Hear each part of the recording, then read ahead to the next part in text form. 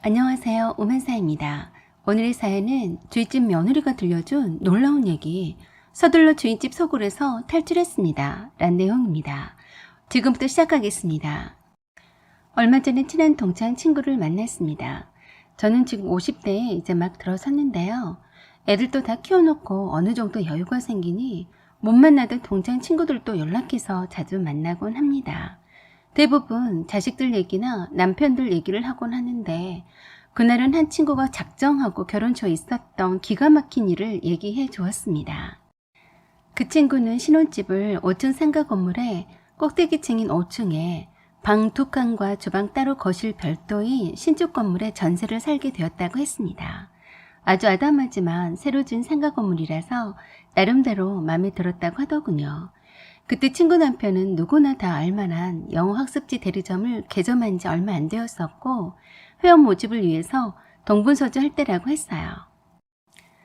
주변의 도움을 받지 않고 그동안 모아놓은 돈과 대출을 받아서 시작한 학습지 사업이라서 자리 잡을 때까지 부업으로 학원 강사와 학부모 요청으로 알게 모르게 과외도 하고 있어서 아침에 일찍 출근해서 새벽 2시가 다 되어서야 집에 돌아오곤 했었다고 하더군요.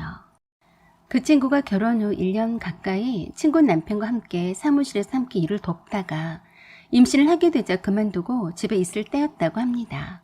같은 층에는 주인집도 있었는데 완전 독립적으로 되어 있어서 서로 출입하는 입구도 달라서 이사한 후로도 주인집 아줌마 얼굴 한번 잘 보지 못했다고 들었습니다. 처음 신혼차림 옮기고 인사차 떡 들고 찾아갔을 때 주인집 아줌마의 며느리란 분이 나오더래요. 집에는 다른 사람은 보이지 않았고요. 나이도 어려 보여서 초면인데 나이를 물었더니 친구보다 1살 아래였다더군요. 3살짜리 딸이 있었는데 주로 하루 종일 집에만 있다고 하면서 친하게 지내자고 하더랍니다. 그리고 바로 제 친구에게 언니라고 부르더랍니다. 제 친구는 또래가 있어서 참 잘됐다고 생각했었고 그 뒤로 남편 따라 아침 일찍 사무실 출근하느라 서로 왕래할 일이 없었다는군요. 그런데 어느 날 주말 저녁에 친구와 친구 남편이 함께 있는데 주인집 딸이란 여자가 찾아왔답니다. 어떤 분이 새들 오셨나 하고 궁금해서 얼굴 좀 보려고 왔다고 하는데 굉장히 상냥하고 웃음이 많은 여자였대요. 한 30대 중반으로 보였는데 이런저런 쓸데없는 말을 주저리 늘어놓다가 가더랍니다. 자기는 부동산 중개업을 하고 있다면서 주변에 소개 좀 널리 부탁한다고 하고 명함도 친구 남편에게 주더랍니다. 그리고 친구 남편이 영어 학습지 대리점을 운영한다고 하니까 5살짜리 아들이 있다면서 그 자리에서 대본에 학습지 회원이 되겠다고 선뜻 나서는 바람에 친구네 부부는 참 호의적인 주인집 딸에게 좋은 인상을 받았다고 했습니다. 아직까지 5살짜리 회원은 둔 적도 없었던 터라서 당분간 친구가 집에 있는 교재로 테스트 삼아 회원비도 받지 않고 한 달간 무료로 가르치기로 했다네요. 처음 만났던 며느리 말로는 결혼 안 한 시누이와 함께 산다고 들었었는데 아들이 있다는 말에 조금 의아했었는데 물어보기가 참 그러해서 물어보지 못했었대요. 나중에 안 사실이었지만 친구가 이사온 직후부터 데려와서 함께 키우는 거라고 했습니다. 아빠는 따로 있다고 하더군요. 친아빠에게서 데려왔다고 하더라고요. 그 아이의 이름은 주영이었는데 아주 말수가 적어서 묻는 말에 짧게 대답만 하고 고개만 끄덕이는 정도가 다였어요. 주인집 딸이 찾아온 바로 그 다음 날부터 바로 주인집 아줌마가 손자인 주영이를 데리고 이사온 집 구경 좀 하자면서 차분히 놀러 왔답니다. 친구 남편이 전세 계획을 했었기 때문에 친구 남편만 주인집 아줌마를 보았었고 친구는 그때 처음 주인집 아줌마를 본 거라고 하더군요. 그리고 이런저런 호구조사를 하더랍니다. 친구는 몇 살이고 친구 남편은 몇 살인지부터 해서 대리점은 어디에 있는지 잘 되고 있는지 많이 궁금해 하더래요. 친구 남편은 그때 나이 30세였고 친구는 27세라서 어머니 뻘되는 주인집 아줌마한테 깍듯이 했다고 하더군요. 그때 당시에 친구의 친정 어머니가 돌아가신 지 3년이 되었을 때인데 친정 아버지에 대해서도 엄청 자세히 묻더랍니다. 나이 들어서 혼자 계신 분들은 집에만 있으면 큰일 난다고 하면서 자기처럼 등산 동호회라도 나오시라 하라고 하더래요. 언제 친정아버지 오시면 꼭 한번 뵙고 싶고 주인집 아줌마가 다니는 등산 동호회를 꼭 한번 소개시켜주고 싶다고 하더래요. 그렇잖아도 친구가 결혼해서 정말로 혼자 사시는 친정아버지가 걱정되어서 이것저것 묻는 말에 대답도 해주고 좋은 말씀을 해주신다고 생각했었답니다. 그리고 동호회 가입 연락처라면서 꼭 친정아버지께 전해드리라고 하더래요. 가입하시면 특별히 잘 챙겨드리겠다고 하길래 고맙기만 했었대요. 그리고 주영이는 딸이 혼인신고 전에 결혼했다가 이혼했고 아들을 낳아서 아빠 집에서 자라다가 데리고 왔다고 해서 더 이상 깊숙한 것을 묻지 않았다고 했어요. 그 말을 들으니 주영이가 영 짠하게 보이더랍니다. 주영이 친아빠가 엄청 잘난 사람이었었다고 하면서 주영이가 손자라서가 아니라 엄청 영특한 아이라고 하면서 잘 가르쳐달라고 하더래요.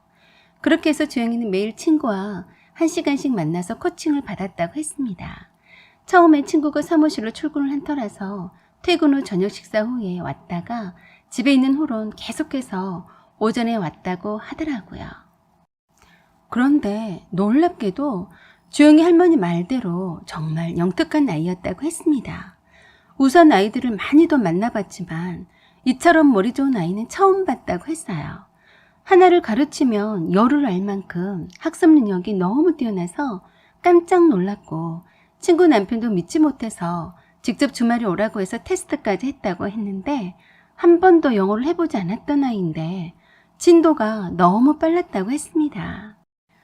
주영이를 처음 봤을 때는 또래의 아이들답지 않게 무표정한 얼굴이었고 묻는 말에 대답도 겨우 쥐꼬리만하게 하고 의사표현도 잘 하지 않아서 어떻게 이런 어린애를 가르쳐야 하나 하고 심란했었는데 완전 대박이었답니다.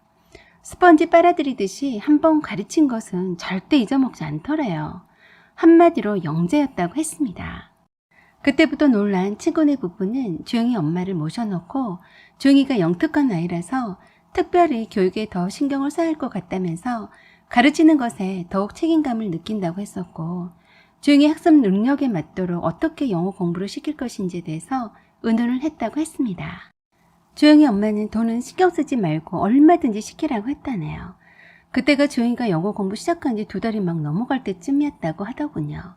그때부터 5살짜리 어린아이가 영어 공부하는 교재가 엄청나게 투입되었는데도 하나도 힘들어하지 않고 잘 따라오고 매일 친구 집에서 공부하는 것을 오히려 즐겨 했답니다. 그리고 아무리 바빠도 친구 남편이 매주마다 주말이 되면 불러다 테스트도 하고 그 결과를 주영이 엄마한테 보여주고 칭찬을 아끼지 않았기 때문에 주영이는 항상 친구네 부부를 선생님이라고 부르면서 잘 따랐고 친구네 부부도 세상에 이렇게 특출난 애들도 있구나 싶어서 주영이를 특별하게 아꼈다고 했습니다. 그러던 어느 날 주영이가 그러더래요. 어제 저녁에 엄마랑 선생님 사무실에 갔어요. 라고 하더래요. 왜? 엄마가 선생님 힘드시니까 도시락 싸다 드렸어요. 라고 자랑하듯이 말하더군요. 아, 그랬어? 엄마한테 감사하다고 말씀드려줘, 주영아. 라고 했었는데 남편은 늦은 시간에 집에 오니 미처 그런 얘기를 나누지는 못했었대요. 사실 주영이 엄마가 친구 남편에게 주영이를 잘 돌봐줘서 너무 고맙다고 돈 봉투를 여러 번 건네려고 했는데 그때마다 거절했다고는 들었대요. 주영이 학습 능력이 뛰어나다 보니 평균 표준치보다 훨씬 많은 교재비가 들어가고 있었기 때문에 따로 돈 봉투를 절대 받을 수 없었고 코칭도 힘이 들지 않았었다고 했습니다. 계속해서 친구 남편이 거절하자 점심 식사 대접한다고 사무실로 찾아왔답니다. 그것도 매일처럼 찾아왔다네요. 남편 친구도 주영이를 데리고 온 주영이 엄마와 점심 식사를 몇 번 했다고 하더군요. 그런데 보통 식당이 아니라 근사한 비싼 레스토랑으로 예약했다면서 친구 남편을 데리고 가서 식사를 대접하곤 했다네요. 보통 학부모들이 흔히 아이들 잘 부탁한다면서 식사 대접하는 게 흔한 일이라서 별 생각 없이 호의적으로 받아들였었죠. 주영이를 전담해서 가르치는 건 친구가 하는 일이었지만 친구 남편도 신경을 쓰고 있었기 때문에 감사의 보답으로 그런 줄 알았다고 했습니다. 매일 오전에 늘 코칭 받으러 친구를 찾아오는 주영이에게 한 번씩 물었었대요. 엄마가 오늘도 선생님 사무실에 가서 함께 식사하자고 하시던? 하고 물으니까 그 영리한 애가 고개를 끄덕이는데 그날따라 이상하게 친구 얼굴을 쳐다보지 못하더래요. 대답도 대충 하고요. 그리고 남편이 그러더라고요. 주영이 엄마가 사무실에 음료수도 냉장고에다 사다 놓고 이쁜 화분도 사다 놓고 가곤 하는데 그렇게까지 안 해도 되는데 참 생각하시는 게 고마워. 한번 뵈면 말씀 잘 드려줘 라고 했다네요. 그리고 남편 사무실 책상에 꽃도 한아름 가져다가 꽂아두고 가기도 한다고 해서 그저 참 고마운 분이시라고만 생각했대요. 그리고 얼마 지나지 않아서 남편 생일이었는데 고급 와이셔츠와 넥타이를 이쁘게 포장해서 선물로 줬다면서 가져왔더라네요. 친구는 그때쯤에는 만삭이 다 되어서 출산을 앞두고 있던 때였다고 했어요. 친구는 그랬었대요. 조용히 엄마도 참, 조용히 선생님은 난데 왜 자기한테만 선물하지? 차별하시네 라고 별 뜻 없이 얘기도 했었답니다. 그러고 보니 참 이상하기도 했었답니다. 집에서 매일 조용히를 가르치고 있는 친구에게는 한 번도 찾아본 적이 없었고 바로 한 집이니 선물 주기도 소홀하고 인사로 성의 표시를 하려면 친구에게 직접 해도 되는데 맨날 남편 사무실로 달려가니 좀 그렇더랍니다. 그래도 조용히 엄마가 부동산 중개업을 하고 있으니 친화력이 좋아서 겸사겸사 그런가 보다라고만 생각했었대요. 그러던 어느 날 출산일을 일주일 앞두고 친구 남편도 긴장이 된 탓인지 과외도 줄이고 퇴근 시간을 앞당기려고 노력했답니다.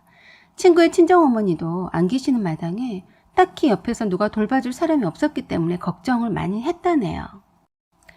조용히 코칭도 당분간 출산까지 멈추었고 그날 숙제만 했는지 확인만 했답니다. 그러던 어느 날 오후 한나절에 갑자기 조용히 엄마가 찾아왔다고 했어요. 손에는 홍삼 맥기스를 남편 주라며 들고 왔더랍니다. 친구 남편이 힘들게 일하는 것 같다며 안쓰러워서 선물을 사왔다고 하더군요. 친구는 받을 수 없다고 하면서 차라리 어머니 갖다 드리라고 했대요. 이런 비싼 홍삼을 받을 수 없다고 젊은 사람이 이게 무슨 소용이냐며 어른들이 드셔야 한다고 마다했었대요. 만삭이라서 잘 움직이도 못하고 있었는데 그런 친구를 물끄러미 보면서 그러더랍니다. 결혼하면 보통은 친정엄마가 사위한테 보약을 해먹이는 게 예의인데 친정엄마가 안 계시다고 했죠? 아휴, 빼빼 말라가지고는 하더라고요. 그래서 제가 잘못 들은 줄 알고 다시 물었어요. 네? 뭐라고요? 결혼한 여자가 살이 찌고 남편만 빼빼 마르면 욕먹어요. 오죽했으면 내가 남의 남자한테 보약 해먹이고 싶을까요? 친정엄마가 안 계시는 티가 나서 내가 대신 했다고 생각해요. 그럼 나 가요? 하고 멍 때리고 있는 친구를 두고 휑하니 가버리더랍니다. 그때부터 기분이 팍 상했다네요. 자기가 뭔데 남의 남편이 안쓰럽다느니 결혼해서 여자만 살이 찌면 욕 먹는다느니 별 주제넘는 소리를 다 하고 자빠졌는지 기가 막혔답니다. 그리고 임신 안 해본 여자도 아니면서 만삭인 친구에게 살이 쪘다면서 한심스럽게 쳐다보고 가는 것을 보고 엄청 불쾌해서 당장이라도 다시 불러서 따지고 싶었대요. 하지만 만삭이라 숨쉬기도 힘들었을 때라서 친구는 남편이 오기를 기다렸다가 속상한 마음을 그대로 전하고 당장에 그 홍삼을 직접 가져다 주라고 시켰답니다. 그때 당시에 친구 남편에게 어찌나 흥분해서 화를 냈는지 친구 남편은 진정하라고 하면서도 그냥 하는 소리인데 지나치게 받아들인 것 아니냐며 오히려 다독거리기만 하더랍니다. 그때 당시에 친구 남편은 엄마들 사이에 입소문 나서 혼자서도 알아서들 잘하는 우수한 아이들이 남편을 만나서 더 재미나게 공부하니까 친구 남편이 나름 유명해져서 엄마들 찐팬들이 있었다고 하더군요. 아마도 주영이 엄마는 그중 한 사람이라서 자기도 모르게 빼빼하게 마른 친구 남편을 걱정을 해준다는 것이 그만 말 실수했나 보다 라고만 하더래요. 그래서 친구는 자기 마음도 잘 이해 못하는 남편과 대판 크게 싸웠다고 했습니다. 결국엔 친구의 남편이 주영이 엄마가 선물한 홍삼 세트를 돌려주려고 주인집에 찾아갔었대요. 그런데 친구 남편이 주인집에 간 지 한참이 되었는데도 하멍 차사더랍니다. 전화를 했더니 주영이 엄마랑 얘기 나누고 있다면서 금방 들어갈 테니 전화하지 말라고만 하더래요. 한참 만에 돌아온 친구 남편이 그러더랍니다. 주영이 엄마에 대해서 친구가 오해한 거라고 하면서 건강에 대해서 걱정을 많이 해주더라네요. 아무리 일이 많아도 적당히 운동을 해주면서 건강관리를 해야 한다며 저녁마다 공원에 조깅 코스가 잘 되어 있으니 함께 운동하자고 하더랍니다. 그래서 마다했는데 어째나 권하든지 친구 남편이 그랬다네요. 와이프가 출산일이 다가와서 한시도 떨어져 있으면 안 되거든요. 모처럼 힘들게 시간을 만든 이유도 와이프 옆에 잠깐이라도 있고 싶어서인데요. 생각해 주시는 건 감사합니다. 라고 했대요. 그리고 홍삼 세트 돌려주는 건 자기의 성의를 무시하는 거라면서 절대 돌려받을 수 없다며 다시 가져가라고 하면서 가만히 옆에서 지켜봤는데 친구 남편 같은 남자가 있으면 당장이라도 시집가고 싶다면서 어쩜 이렇게 따뜻하고 배려심이 깊은 사람이 또 있겠냐면서 고마워서라도 한턱을 쏘겠다면서 저녁 식사 대접을 할 수 있게 해달라고 하더래요. 그러면서 주영이 엄마가 주말 저녁에만 시간이 난다면서 교회에 아주 좋은 맛집이 있다면서 식사 대접해드리고 싶다면서 홍삼 세트 거절한 대신 그렇게라도 해야겠다고 또 억지를 쓰더랍니다. 그래서 서로 한 해 만에 실랑이를 하느라 이런저런 얘기를 나누다가 온 거라고 했다네요. 그때까지도 친구 남편은 주영이 엄마가 완전 찐팬이 되었다면서 요새 엄마들한테 인기가 많다면서 앞으로 학습지 사업이 잘 될 징조라면서 신이 났더랍니다. 하지만 친구는 매우 불쾌했대요. 주영이 선생님은 정작 친구였는데 친구한테는 막말을 하고 가면서 친구 남편에게만 호의적으로 하는 것이 기분이 좋을 리 없었다네요. 그래도 그때까지도 주영이 엄마가 이상한 속셈을 가지고 있을 줄은 정말 몰랐다고 했습니다. 워낙에 주영이 엄마가 보통의 아줌마들이었고 나이도 친구 남편보다 많은 데다가 친구 남편이 회원 엄마를 일 이외에는 다른 것을 생각할 여유도 없기도 했지만 절대로 그럴 리가 없었기 때문이었죠. 아무튼 친구는 남편에게 주영이 엄마가 재수없게 느꼈다고 사실 그대로 가감없이 말했었다고 했습니다. 그 뒤로 첫애를 낳고 나서 산후조리원에서 일주일을 보내고서 집으로 돌아온 후에 주인집 며느리가 아들 낳은 거 축하한다면서 찾아왔답니다. 집터가 좋은가 보다고 하면서 친구 아들을 보면서 기뻐하더래요. 그러더니 한참을 머뭇거리더니 꼭 해줄 말이 있다고 하더랍니다. 아직 어려서 이런 경험이 없어서 당황할 수 있으니 놀라지 말라면서 자기가 했다는 말은 절대 하지 말고 새겨 들으라고 하더래요. 사실은 이해가 되진 않겠지만 주영이 엄마가 친구 남편을 노리고 있다고 했습니다. 그땐 그 말에 어리둥절했다네요. 시집을 와서 보니 집안 내력이더랍니다. 시어머니도 본처로 살아본 적이 없다네요. 자기 남편과 주영이 엄마도 배다른 자식이라고 하더군요. 모두가 혼의 자식이라고 했답니다. 사실 주영이는 주영이 엄마가 이혼한 전 남편의 자식이 아니라 유부남과 사이에서 낳은 자식이라고 하더랍니다. 유부남을 일부러 꼬셔서 사귀다가 두 집 살림을 차렸는데 본처가 알게 되었고 본처와 끝까지 이혼시키려고 했다더군요. 아이의 양육비를 뜯어내려고 하면서 법정 싸움까지 갔다고 하면서 말도 못하게 떠들썩했다고 하더라고요. 주영이가 본처 밑에서 자라다가 온 거라고 했답니다. 주영이 엄마가 주영이 아빠가 탐이 나서 뺏으려고 했는데 실패한 셈이라고 했답니다. 그러면서 조심하라고 하더래요. 주영이랑 친구 남편과 함께 살 수만 있다면 소원이 없겠다고 자주 그랬답니다. 그리고 친구가 없어졌으면 좋겠다고 서슴없이 저주를 퍼붓었다고 하는데 정말 소름이 끼쳤답니다. 그리고 엄청 친구를 대놓고 질투해댔고 매일 어떻게 하면 친구 남편을 유혹할지 궁리만 하고 있다고 했는데 참 믿기 어렵더라네요. 감히 5살짜리 애 엄마가 그것도 아줌마가 아직도 총각 같은 친구 남편을 넘보다니 정말 어이없더라네요. 그리고 연기도 참 가상하기도 하고요.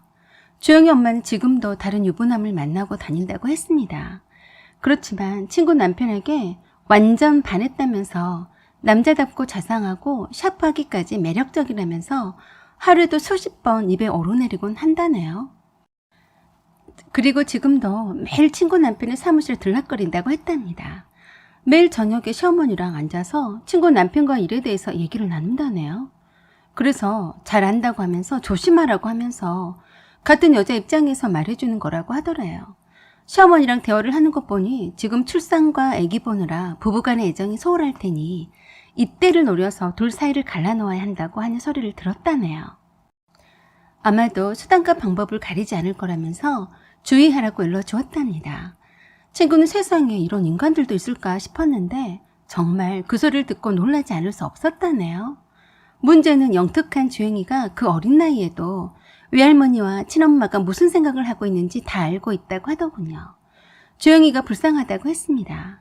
차라리 친아빠 밑에서 자라는 것이 훨씬 나은 편이었는데 잘못 왔다고 하더랍니다. 그래서 어린애가 말수도 적고 항상 안색이 안 좋고 무슨 말을 해도 도통 잘 하지 않는다고 하더군요. 아빠한테 있을 때도 상처받았었는데 친엄마한테 와서도 그리 좋아 보이지는 않다고 하면서 그나마 매일 선생님을 만나면서 행복해했다고 했습니다. 특히 그 나이에 정상적인 부모의 사랑을 받지 못한 주영이는 제 친구를 무척 좋아했다고 했어요. 그래도 천성이 주영이 엄마를 닮지 않아서 주영이 엄마에게 신경질을 부리고 적대시한다고 하더랍니다. 그래서 조용히 왜 그러냐고 물었더니 그 어린애가 그랬대요. 엄마가 선생님들 사이를 갈라놓게 하면 난 엄마를 가만두지 않을 거야. 두고 봐. 라고 했다는데 주영이는 혹여라도 엄마 때문에 선생님을 못 만나게 될까봐 무척 두려워하고 있다고 하더랍니다. 주인집 며느리도 시집살이 하면서 정말 힘들었다고 했답니다. 시어머니와 주영이 엄마가 집안일에는 며느리에게 맡기고서 손 하나 까딱하지도 않으면서 부려먹었다고 하면서 따로 나가 사는 것이 소원인데 며느리 남편이 꼼짝도 하지 않으려 한다더군요. 주영이 외할머니인 주인집 할머니는 날이면 날마다 등산이다 뭐다 쫓아다니기 바쁘다면서 그 연세에도 어떻게 하면 좀 더 나이 어린 젊은 할아버지들을 꼬실까 고민하고 산다고 하더래요.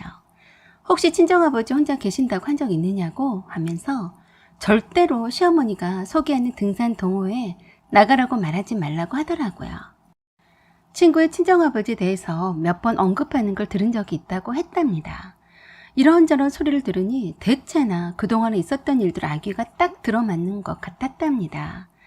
주인집의 며느리가 들려준 그 놀라운 얘기에 친구는 적잖이 놀라지 않을 수가 없었는데 그 며느리 말로는 당장에 끊어내지 않으면 집착이 보통이 아니라서 갈수록 힘들어질 거라고 하더랍니다.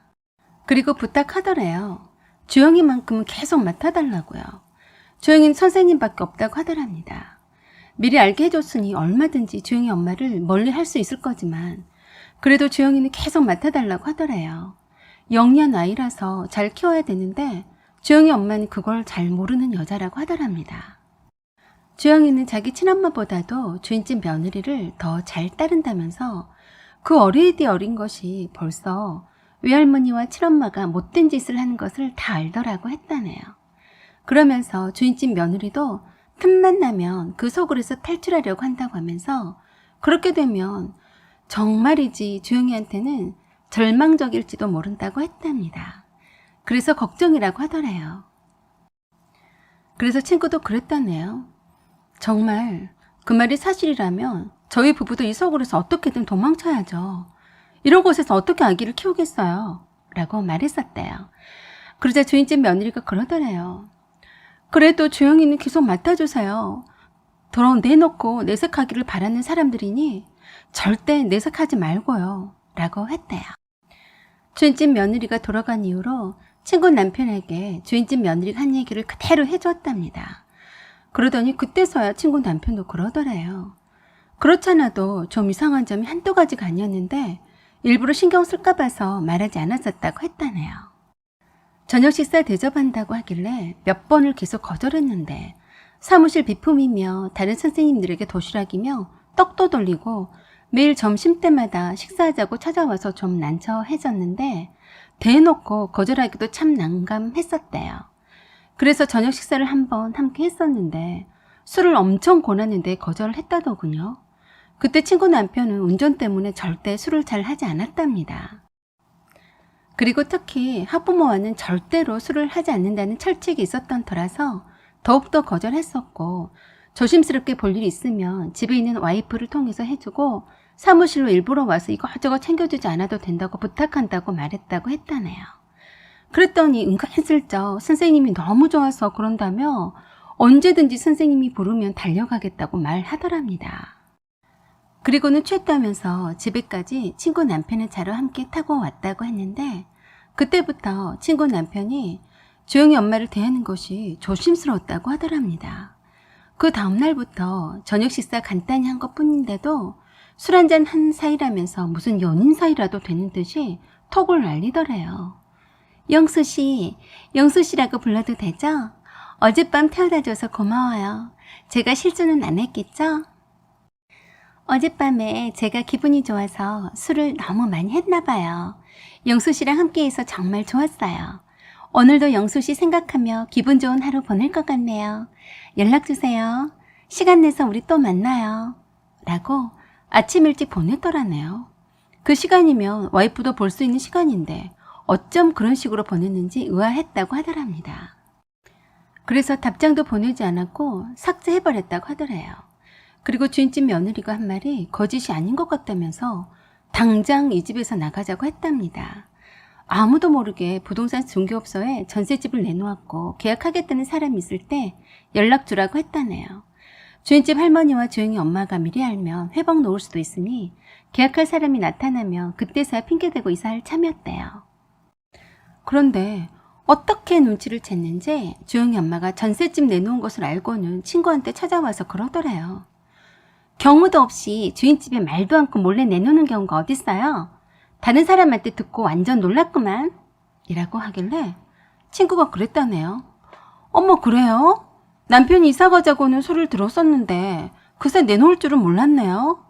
뭐 바빠서 그런 모양인데 그런 걸 가지고 경우가 없다느니 그러세요? 라고 했대요. 그러더니 주영이 엄마가 다짜고짜로 그러더랍니다. 새댁이 그러니까 문제야.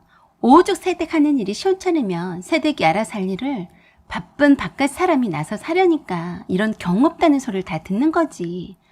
그러니까 남편이 딴 여자를 마음에 품는 거 아니겠어? 남자들은 다 똑같아. 자기 좋아하는 여자한테는 약한 법이거든. 라고 했대요. 기가 막혀서 그랬대요. 무슨 말을 그렇게 해요? 감히 내 남편한테? 라고 했더니 그러더래요. 네가 아무리 나보다 젊고 이뻐봤자 소용없어. 두고 봐. 라고 하면서 가버리더래요. 정말 얼척이 없었는데 아기가 자고 있어서 큰소리치지 않았답니다. 그리고 남편에게 전화해서 말해줬더니 침착하라고 자기가 다 알아서 하겠다고 했대요.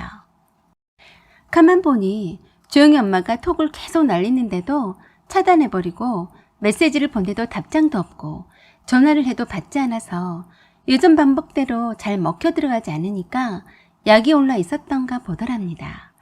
영수씨 하면서 또 대리점으로 찾아왔길래 사무실로 불러서 싸늘하게 말해주었답니다.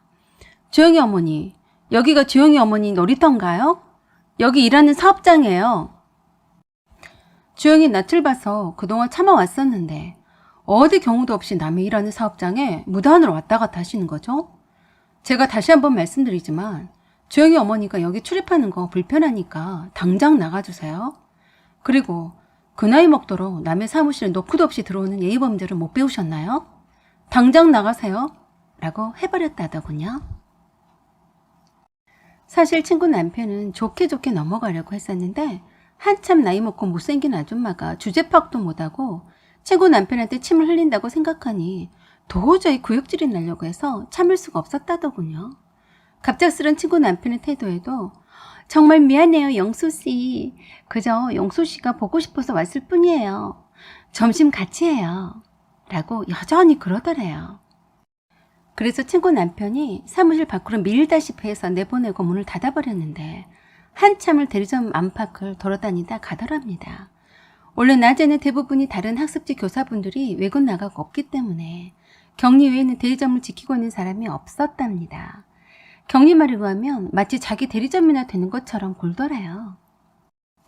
그래서 친구 남편이 여러 부동산 중개업소에 전셋집을 내놓았는데 한 곳에서 계약하겠다고 연락이 와서 사무실 가까운 곳으로 이사를 하게 되었답니다.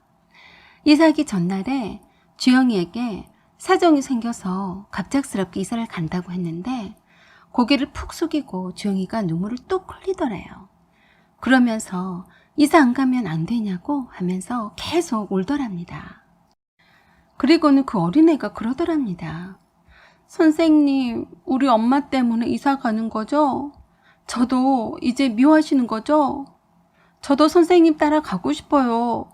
라고 하면서 별로 말수가 적던 아이가 언제 그렇게 친구랑 정이 들었는지 말도 많아지면서 속마음을 그대로 말하는데 참 어떡하나 하고 답답했답니다. 그리고 선생님한테 찾아가면 안 되냐고 그러더래요. 그 어린이 어린애가 얼마나 마음 둘 데가 없으면 저럴까 싶어서 가슴이 아팠다고 했습니다. 남편에게도 이사를 가더라도 주영이만큼 계속 맞고 싶다고 했는데 그렇게 되면 주영이 엄마가 핑계대고 계속 친구 남편의 주위를 맴돌 텐데 기분 나쁘다고 하면서 다른 선생님으로 교체하자고 했대요. 그렇게 탈출하듯이 황급히 이사해버리고 친구 남편도 단호하게 주영이 엄마에게 대했더니 차츰 포기를 하는 듯 싶었고 찾아오는 일도 줄었다고 했습니다. 주영이 일 때문에 상담받고 싶다고 해도 담당 교사와 상의하라고 하고 찾아와도 모른 척 했더니 어느 날 회원도 탈퇴하고 그 뒤로는 연락이 없었답니다. 그렇게 10수년이 지났는데 어느 날 우연히 재래시장에 갔다가 우연히 야채가게 들리게 되었는데 거기에 있던 야채가게 아주머니가 친구를 알아보길래 봤더니 그 주인집 며느리였대요. 먼저 친구를 알아보고 반겼다면서 그때 당시 이혼을 하겠다고 했더니 어렵게 부가를 겨우 하고 야채가게를 하게 되었다고 했습니다. 친구가 제일 먼저 주영이가 잘 컸냐고 물었더니 주영이가 친구네 부부가 이사간으로 바로 자기 친아빠한테 연락해서 엄마랑 살기 싫다고 떼를 써서 친할머니 밑에서 자랐다고 했습니다. 그 후로는 연락을 못 받았는데 다행히 잘 커서 명문대학에 입학했다고 들었답니다. 외할머니와 친엄마를 극히 싫어해서 한 번도 만나주지 않았다고 했다네요. 주인집 할머니는 그 사이 아무런 세상을 떴는데도 주영이는 찾아오지 않았었고 특히나 주영이 엄마가 그동안에도 다른 유부남과 문제를 일으키다 소송을 당해서 위자료로 돈도 날리면서 부동산 증기업도 소문이 안 좋게 나는 바람에 수입이 예전만큼은 하지 않고 있다가 사기꾼 유부남을 영케 잘 만나더니 주영이를 낳으면서 뜯어낸 돈을 다 날려버렸다고 했습니다. 그런데 얼마 전에 또 몸이 좋지 않다고 하면서 병간호 해달라고 부탁했는데 단칼에 거절했다고 하더랍니다. 시집에서 함께 살 때 노예처럼 부려먹던 주영이 엄마를 뭐가 이뻐서 병간호 해주겠냐며 한 번도 찾아가 보지 않는다고 했는데 아마도 주영이한테도 죽는 소리 하면서 아들 노릇을 부탁했다고 하는데 주영이가 그랬다네요. 저한테 정상적인 걸 단 하나라도 보여준 적 있었나요? 엄마도 아빠도 그리고 예전에 선생님도 결국엔 엄마가 다 뺏어갔으면서 이제 와서 아들이라고 연락해요? 나한테 정상적인 걸 기대하지 마세요. 연락하지 마세요. 저는 제가 스스로 살기 위해서 엄마한테서 도망쳐서 아빠한테로 갔던 거예요. 저한테는 엄마는 없어요. 라고 했다고 했어요. 주영이의 단호한 말을 들었던 주영이 엄마는 뒷목 잡고 쓰러질 뻔했다고 하더랍니다. 완전 외롭게 돈도 없이 혼자서 병원에 입원해 있는 모양이라서 배다른 남동생인 주인집 며느리 남편에게 맨날 연락해서 도와달라고 사정을 하는데 남편도 그리 이복 누나한테 별 정이 있는 게 아니라서 병원에 몇 번 가보기만 할 뿐이고 그게 끝이라고 하더랍니다. 친구는 그래도 참 다행이다라는 생각이 들더랍니다. 주영이가 내내 걸렸었는데 잘 자라주었다니 안심이 되었답니다. 다행히도 주영이 엄마를 닮지 않고 삐뚤어지지 않아서 얼마나 다행한 일인지 모르겠다고 했습니다. 청명한 나이라서 참 안타까웠었는데 주영이가 좀 더 훌륭한 사람이 되었으면 좋겠다고 하더군요. 잘 자라둔 주영이에게 칭찬을 해주고 싶었습니다. 언젠가는 만날지도 모르겠지만 꼭 한번 만나보고 싶다고 했습니다. 친구는 지금도 그런 비정상적인 엄마 밑에서 그런 영특한 아이라서 기억에 많이 남는다고 하면서 주영이가 잘 되기를 바란다고 하더군요. 나도 주영아 화이팅이다. 사연은 여기까지입니다. 여러분의 생각과 의견을 댓글로 남겨주세요. 구독 꼭 눌러주시고 좋아요 그리고 알림 설정도 부탁드려요. 여기까지 시청해주셔서 감사드립니다. 항상 좋은 날 되세요. 안녕하세요. 오만사입니다. 오늘은 내 스몰 웨딩에서 자기가 주인공이라며 신부보다 더 화려하게 차린 2% 부족한 시누이 란 내용으로 읽어드리겠습니다. 저는 최근에 스몰 웨딩을 했습니다. 가장 가까운 친척들만 모시는 가운데 아주 저초월하게 결혼식을 했어요.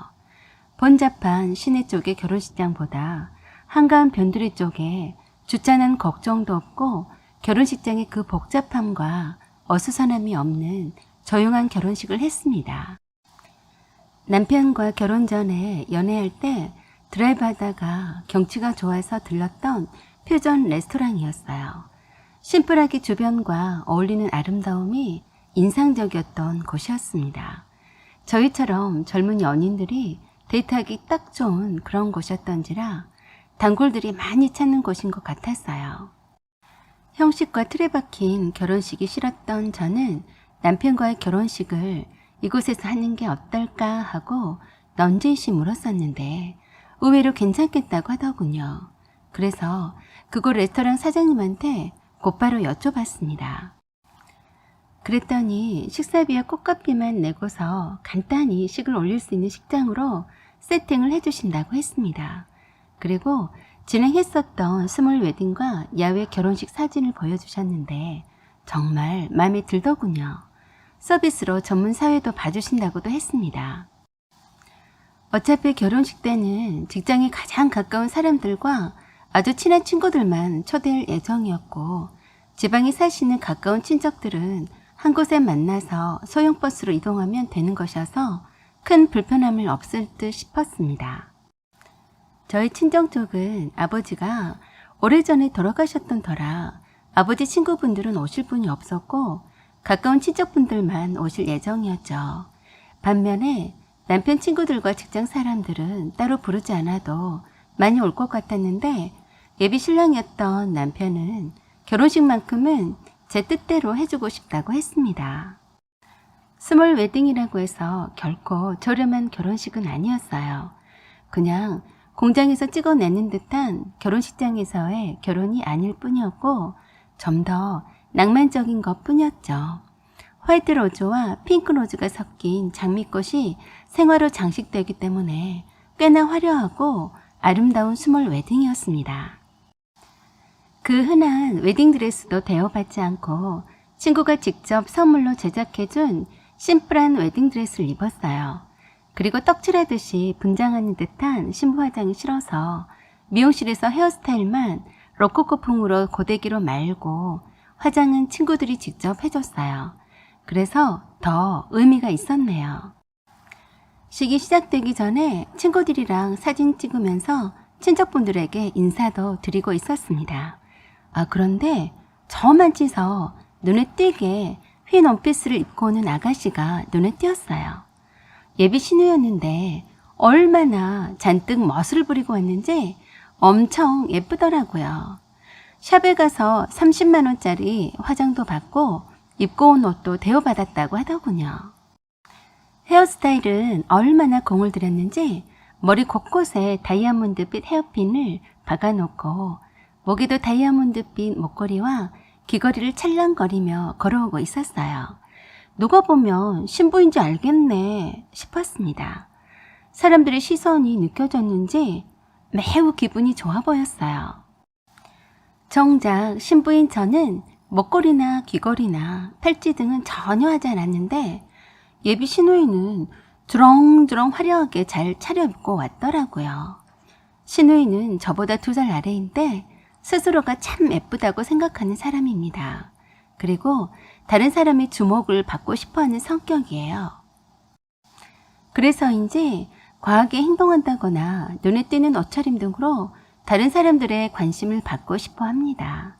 얼굴도 여자인 제가 봐도 참 여성스럽고 예쁘고 키도 여자 평균 키보다 큰 편이고 날씬하기까지 합니다. 그래서인지 신우이는 비교적 자신 있는 외모로 다른 사람의 시선을 받고 싶어하는 욕구가 강한 듯이 보였습니다. 아마도 오늘 자기 오빠 결혼식인데도 불구하고 한 달 전부터 얼굴 마사지며 전신 마사지며 무엇을 입고 결혼식에 참석할지, 어떤 화장을 할지, 어떤 구두를 신을지 등등 고민을 많이 했을 겁니다. 그동안 제가 보았던 신우이는 항상 그랬거든요. 아마도 신부보다도 더 돋보여서 다른 사람들의 시선을 독차지하고 싶었을 겁니다. 어서 오라고 반갑게 맞이하는 저를 힐끗 보더니 생각보다 너무 수수한 제 모습에 싱겁다는 듯한 표정이더군요. 그러더니 하는 말이 저를 웃게 했습니다. 언니, 오늘은 신부가 아니라 내가 주인공이네 라고 하면서 신부보다도 자신이 더 주목받고 있다란 말을 그런 식으로 표현하더라고요. 저는 그냥 웃어 넘겼습니다. 옆에서 신랑이었던 남편이 헛소리하지 말고 저리 가서 얌전히 앉아 있으라고 했는데 요리조리 제 드레스를 아래 위로 한번 훑어보고는 지나가더군요. 저의 친구들이 그런 시누이를 보고는 신랑이 옆에 있어서 말은 하지 못하고 눈짓으로 왜 저래? 라고 했어요. 시누이는 사람들이 쳐다보는 것은 자기가 신부보다 예쁘기 때문이라고 철석같이 믿고 있는 것 같았습니다. 지나치게 자기애가 강한 편이었죠. 물론 예뻐서 쳐다보는 것도 있었지만 그것보다도 아무리 신랑 측 가족이라 하더라도 하객 복장이 아닌 거의 신부 복장으로 화려하게 치장하고 나타나서 그게 이상해서 쳐다보는 것을 시누이는 깨닫지 못했습니다. 딱 봐도 흰 드레스 원피스에 화려한 목걸이 치렁치렁한 귀걸이까지 조금 과한 복장이었죠. 식이 끝나고 가족사진 찍을 때도 또다시 자기가 주인공이라며 신부인 제 앞을 가로막고 중앙에 떡하니 서길래 다들 신부를 가리고 있다고 하니까 우스갯소리로 오늘은 누가 봐도 내가 주인공처럼 보이는데 중앙에 서야죠. 안 그래요? 하면서 자기가 중앙에 서고 신부인 저를 살짝 밀더군요. 어차피 사진 찍는 사람이 신랑 신부를 중심으로 찍는 건데 우리 시누이 때문에 인상을 찌푸리는데도 알아채지 못하더라고요. 자기 가족들이고 친척들이라서인지 거침없이 오늘의 주인공은 나! 라면서 센터 자리를 포기하지 않더라고요. 형식적인 사진은 원치 않았기에 자연스럽게 찍어달라고만 했더니 사진마다 시누이가 가운데 떡하니 자리 잡고 있더군요. 그날 피로연 때 친구들이 시누이가 좀 이상했다고 하면서 흉을 봤어요. 약간 나사가 빠진 듯이 사람이 부족해 보이더라고들 했습니다. 시누이에게 잘해주면 옳다구나 하고 머리 꼭대기에 올라타겠더라며 조심하라고 이구동성으로 말하더군요. 아무튼 시누이가 주목받고 싶어 했는데 원하는 대로 된 것 같아 보였습니다. 인스타에도 막 따끈따끈한 사진들이 계속 올라오고 있는데 정말 웃겼어요. 오빠 결혼식장을 점령하다 란 제목으로 시누이 셀카 사진만 올라왔는데 신부인 저의 사진은 완전 꽝인 것만 올리는 것처럼 보여서 기분 언짢았습니다. 아니 이왕이면 인스타에 올라온 사진을 모두 볼 텐데 좀 그럴싸한 사진을 올려주면 안 되나 싶었어요. 마치 결혼식하는 신부보다 시누이 자신이 훨 이쁘고 아름다웠다는 것을 강조하려는 듯 대비된 모습의 사진만 올렸더라고요. 그런 시누이가 얄밉긴 하지만 상처가 많아서 자격지심 때문에 겉포장을 과하게 하는 편이라고 생각했습니다. 사실 시누이는 결혼을 한 번 한 적이 있어요. 비교적 이른 나이에 결혼을 한 거였는데 1년도 안 되어서 서로 헤어졌습니다. 혼인신고 전이라 지금은 처녀 행세를 하고 있어요. 시누이의 전 남편은 시누이보다 10살이나 많은 사람이어서 처음에 결혼한다고 했을 때 남편도 반대를 했었다고 했어요. 세상 물정도 모르는 시누이가 이래저래 속아서 결혼할 것 같기도 했고 아무래도 미심쩍었다고 하더군요. 아직 어린 나이니 좀 더 시간을 두고 결혼을 생각해보라고 했었는데 굳이 강행했다네요. 그때 당시에 직장도 없었고 이곳저곳 알바를 하다 말다가 하던 중이라 결혼을 취집이라 생각했었던 것 같았습니다. 결혼자금을 한 푼도 모으지 못하고 시부모님의 도움으로 결혼한 시누이는 막상 남편 돈으로 생활비를 받았으니 특별히 할 일도 없이 집에서 무료하게 쇼핑이나 하면서 지냈다네요.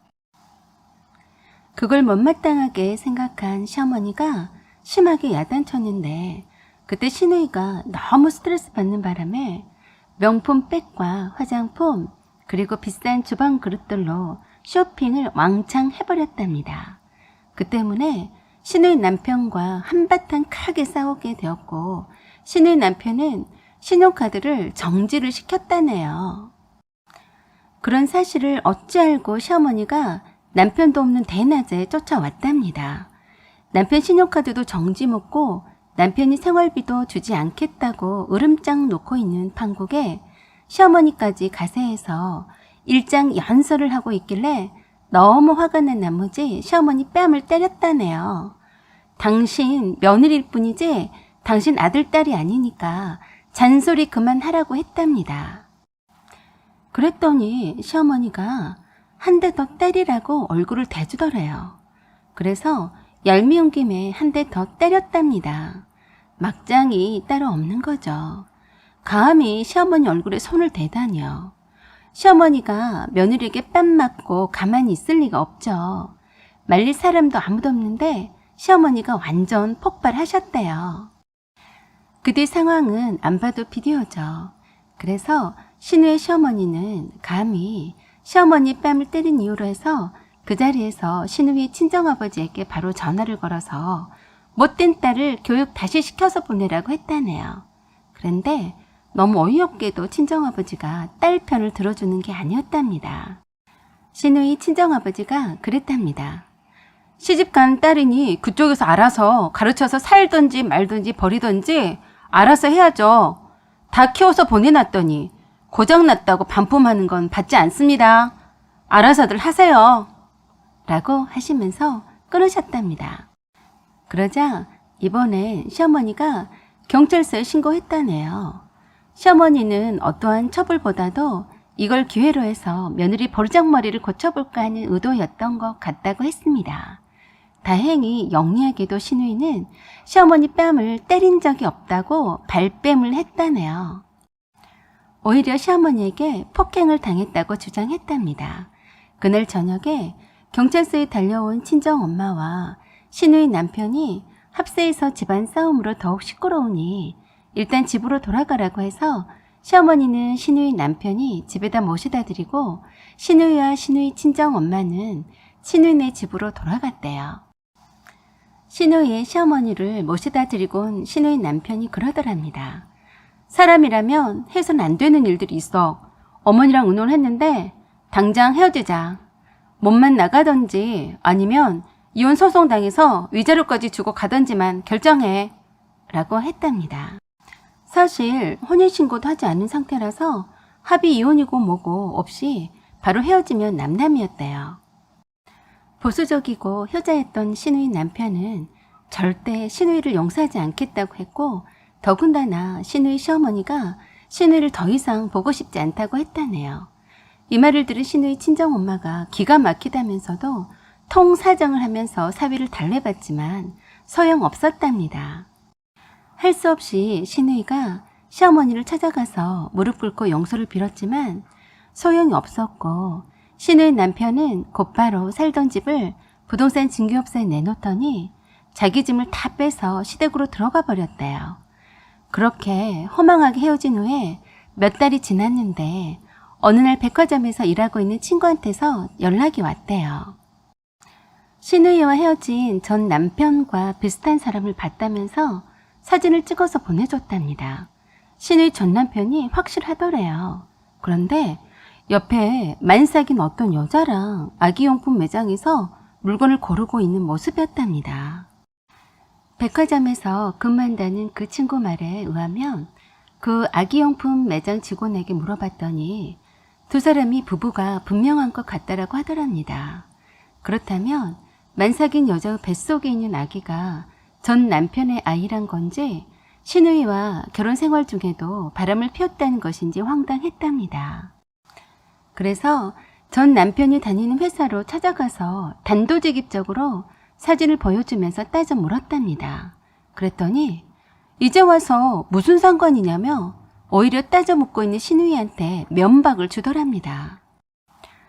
혼인신고하고 잘 살고 있는 자기 와이프를 데리고 백화점 쇼핑한 게 무슨 난리 날 일이냐며 남의 회사까지 쫓아왔냐며 한 번만 더 찾아오면 가만두지 않겠다면서 창피하게 큰 소리로 쪽을 주더랍니다. 헤어지기 전에 신우이 몰래 바람 피운 사실에 대해서 따지려고 했었는데 오히려 정신없는 여자 취급만 당했다네요. 신우이는 전 남편에게 물었답니다. 결혼식을 올린 지 한참이 지나고도 혼인신고를 미루더니 그 여자하고는 바로 혼인신고를 했다고? 그랬더니 전 남편이 그러더래요.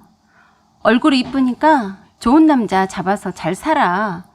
너랑 막상 결혼해보니까 네가 2% 부족한 여자라는 걸 바로 알겠더라. 나도 나이가 많은데다가 많이 부족한 사람인데 와이프까지 2% 부족한 여자면 곤란하지. 안 그래? 마치 결혼하자마자 헤어질 것을 각오했다는 투로 말을 했답니다. 모욕적인 언사로 자존심이 엄청 상한 신우이가 야, 이 나쁜 놈아. 넌 천벌을 받을 거야. 하고 저주 한번 퍼붓고 달리 어쩔 도리가 없더랍니다. 전 남편을 만나고 충격적인 말을 들은 신우이는 엄청 마음이 상했었다고 합니다. 차라리 전 남편을 만나러 오지 말 것을 후회했다네요. 차라리 모르고 지나쳤으면 좋았을 것을 알고 난 후에 남는 건 상처투성이었다네요. 신우이가 오빠인 제 남편에게 이런 말을 할 때마다 그랬답니다. 신우이 전 남편과 헤어진 것은 잘한 것이고 남 탓할 필요 없다고 했답니다. 앞으로 흉어물까지 감싸주고 사랑해주는 그런 사람을 만나면 되는 것이니 마음 아파하지 말라고 했답니다. 그 뒤로 신우이는 전 남편에게 받은 다친 마음의 상처 때문인지 좀 과한 언행을 할 때가 종종 있었어요. 저는 결혼 전에 이미 남편에게서 신우에 관해서 듣고 알았기 때문에 제 스몰 웨딩에서도 그렇게 2% 부족한 행동을 하는 신우이를 오히려 짠하게 생각했습니다. 거기서 더 과한 행동만 하지 않기를 바랄 뿐이었습니다. 신우이가 빨리 진정으로 신우이를 사랑하는 좋은 사람을 만나서 그 사랑으로 아픈 상처가 치유되기를 바라네요. 우린 어차피 완전하고 100% 완벽한 인간은 없기 때문에 누군가에게 2% 부족하다느니 하는 말들은 정말 쓸데없는 말인 것 같습니다. 사연은 여기까지입니다. 여러분의 생각과 의견을 댓글로 남겨주세요. 구독 꼭 눌러주시고 좋아요 그리고 알림 설정 부탁드립니다. 여기까지 시청해주셔서 감사드립니다. 항상 좋은 날 되세요. 안녕하세요. 우멘사입니다. 오늘의 주제는 어머님의 일기 속에서 밝혀진 남편의 출생의 비밀이란 제목으로 읽어드리겠습니다. 오늘의 사연 시작하겠습니다. 오늘은 시어머님의 사모자는 날입니다. 딱히 제사를 지내거나 하지는 않고 추모관에 모여서 시어머님을 한 번 더 추모하고 유품 정리를 하기로 했습니다. 돌아가시기 전까지 혼자 사셨던 어머님의 아파트에 와서 이불장에 있던 오래된 이불과 통장들 그리고 갖가지 물품 등을 꺼내기 시작했어요. 그리고 옷장, 서랍장 하나를 가득 메우고 있는 어머님의 일기장을 발견했습니다. 여러 권의 일기장 중에서 가장 최근에 쓰여진 일기장이 눈에 띄었습니다. 일단 남편과 가족들에게 이 일기장을 어떻게 할지 물었는데 모두들 장남인 남편이 혼자 읽어보는 것으로 의견을 모았습니다. 그래서 남편에게 여러 권의 일기장을 따로 조그만 상자에 넣어서 별도로 보관했었네요. 그리고 나머지 가족들이 다 각자 집으로 돌아가고 난 후에 남편은 어머님 방에서 앉아서 어머님의 일기장을 읽기 시작했습니다. 남편과 저는 당분간 어머님의 아파트에서 기거하면서 각종 서류 뒷정리 등을 하기로 했어요. 남편이 어머님의 일기장을 읽은 지 한참이 지난 후에 눈이 뻘개져서 어머님 방에서 나왔습니다. 어머님의 유품들을 정리할 때까지는 한동안 겪어야 할 일이기에 마음껏 울도록 내버려 뒀습니다. 그랬더니 남편이 저에게 어머님의 일기장 중에서 열쇠고리가 채워진 최근에 쓰여진 것 같은 일기장을 주었어요. 시어머님이 돌아가시기 얼마 전에 남편을 불러다 놓고 통장과 어머님의 조그만 비밀 금고 열쇠 등을 넘겨주셨는데 그 속에 그 일기장의 열쇠가 있었다고 했습니다. 남편이 읽어보라고 건네준 시어머님의 일기장의 첫 장에 사랑하는 내 아들 정환이에게 란 말로 시작했습니다. 시어머님께서 남편을 위해 생전에 미리 써놓은 편지 형식의 일기장 같았어요. 그리고 다음과 같이 쓰여 있었어요. 천금과도 바꿀 수 없는 사랑하는 내 아들 정환아. 나는 너의 친엄마가 아니다. 너의 생모는 일기장 맨 뒤쪽에 이름과 사진이 있다. 그리고 묘지는 정암사에 있는데 잠자리 날아다닐 때쯤이면 너를 데리고 몇 번 간 적이 있는데 기억이 나지 않으면 정암사에서 물어보면 알 것이다 라고 쓰여져 있었습니다. 저는 깜짝 놀라고 남편 얼굴을 쳐다봤어요. 남편도 처음 알게 된 사실이라고 했어요. 그리고 마저 읽어보라고 했습니다.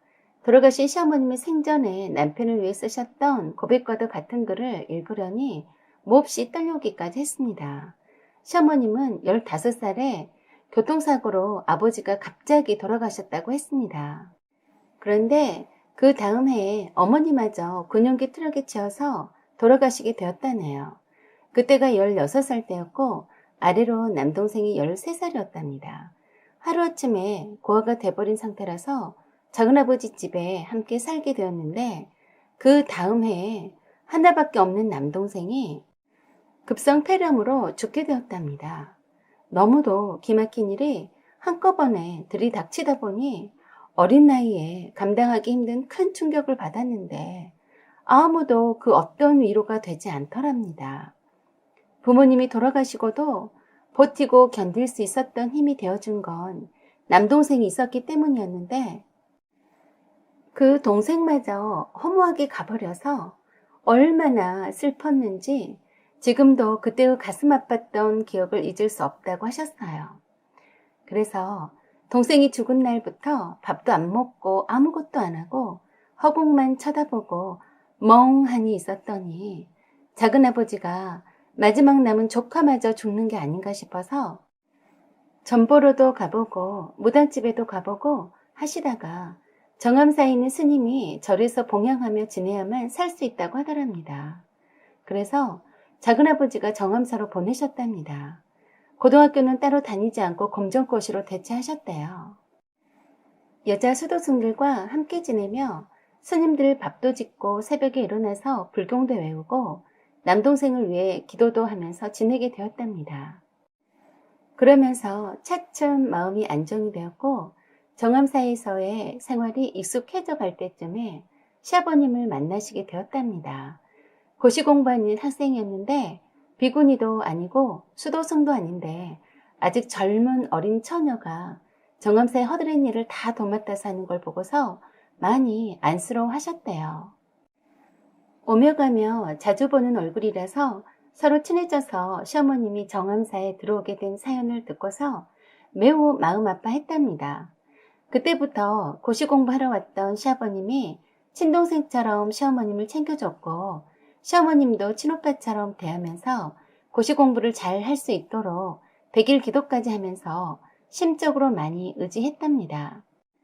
그렇게 수년이 지났는데 그렇게도 바라던 시아버님이 고시 1차를 합격하더니 드디어 2차도 합격해서 금이 환영하며 정암사를 떠나게 되어서 이제 또 떠나는구나 하고 얼마나 슬퍼서 많이도 울었는데 꼭 다시 찾아오마 하고 가셨답니다. 고시 합격한 시아버님이 가신 후 그해 겨울에 임산부가 한 분 찾아왔답니다. 그분이 바로 지금 남편의 생모이셨대요. 그때 당시만 해도 결혼도 하지 않은 여자가 출산한다는 것이 쉽게 용납되지 않은 시대라서 여자 수도승이 많은 곳이라 몰래 정암사에 와서 도움을 청했답니다. 정암사에 올 때부터 남편의 생모는 몸이 많이 약해 보였었는데 남편을 낳자마자 하혈을 멈추지 않아서 급히 병원에도 갔었지만 시름시름 앓았답니다. 그 사이 갓난쟁이 아기인 지금의 남편을 위해서 스님과 함께 마을을 찾아다니며 젖동량을 하러 다녔답니다. 어서 빨리 산모가 몸이 나아져서 아기가 배부르게 젖을 잘 먹을 수 있기를 바랬었는데 결국 얼마 지나지 않아서 죽었답니다. 그날도 얼마나 슬펐는지 엉엉 울었다고 했습니다. 남아있는 아기 때문에 슬퍼서 울었다고 하셨어요. 아기가 자기 처지와 비슷한 것 같기도 하고 엄마 젖도 제대로 먹어보지도 못하고 이별하는 아기가 너무 불쌍했답니다. 다른 여자 스님들과 함께 열심히 젖돈량을 해가며 금이야 오기하며 귀하게 키우는데 스님들의 도움이 컸다고 했습니다. 그러면서 아기를 잘 키우게 해달라고 매일 기도를 올렸다고 했습니다. 그렇게 정신없는 나날을 보내고 있던 어느 날인가 정암사로 시아버님이 찾아왔답니다. 어린 처녀가 남의 아기를 키우느라 동분서주하는 걸 보면서 기가 막혀 하셨대요. 어찌나 그 어린 처녀가 아기를 애지중지하며 친자식 이상으로 애태우면서 키우는 걸 보고서는 감동받았다고 했습니다. 그러면서 한 번씩 올 때마다 아기를 함께 돌보곤 하면서 애틋한 감정이 싹트기 시작했답니다. 당시 시아버님은 정암사에 있는 아기를 돌보고 있는 시어머님이 마음이 많이 쓰이곤 해서 하루가 멀다 하고 찾아오곤 하셨대요. 그러다가 시어머님과 결혼을 결심하게 되셨다는데 고아에다가 남의 아기까지 키우고 있는 처자를 좋아할 시부모들은 없는 게 뻔한지라 한 가지 묘안을 생각해냈답니다. 다름이 아니라 아기를 친자식이라고 거짓말하고 시어머님과 결혼을 강행하셨답니다.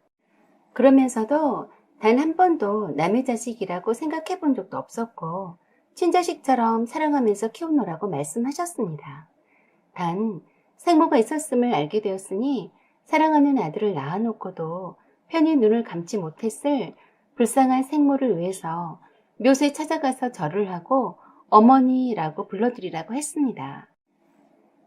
사랑 많으신 우리 시어머님의 글을 읽자니 감동의 눈물이 저도 모르게 흘렀습니다. 장남이라고 다른 동생들보다 늘 먼저 챙기셨던 우리 어머님, 그동안 저희들에게 베풀었던 사랑과 은혜에 정말 감사드립니다. 일기장 맨 뒤쪽을 펼치니 남편의 생전의 생모 사진과 성함과 기일이 적어져 있었습니다. 내일은 시어머님의 말씀 따라 남편과 함께 정암사로 가서 남편의 생모 묘소 앞에서 절을 올려야겠습니다. 어머님의 일기장을 덮고 나서 남편에게 말했습니다. 자기는 참 복도 많아. 이렇게 훌륭하신 분을 어머님으로 두셨으니 말이야. 라고 말했더니 남편은 그렇다라고 하면서 고개를 끄덕였습니다. 뜻밖의 어머님의 일기장을 보고서 남편에게 생모가 따로 있었고 남편의 출생의 비밀을 알게 되었지만 변한 건 없습니다. 남편에겐 여전히 사랑하는 친어머니와 같은 분이신 우리 시어머님의 크신 사랑만 다시 한번 확인할 뿐이었습니다. 그 뒤로 시간을 내어서 저와 남편은 정암사로 찾아갔습니다. 어머님의 일기장에 써진 대로 남편의 생모의 성함을 말씀드렸더니 바로 알아차리고 위패를 모신 곳으로 안내를 해주셨는데 매년마다 그 가족 되신 분들이 오셔서 기도를 하고 가신다고 했습니다. 그리고 정암사 옆에 자그마하게 남편 생모의 묘소가 있었어요. 그래도 가족들이 한 번씩 오는 듯이 조화와 꽃다발들이 있었습니다.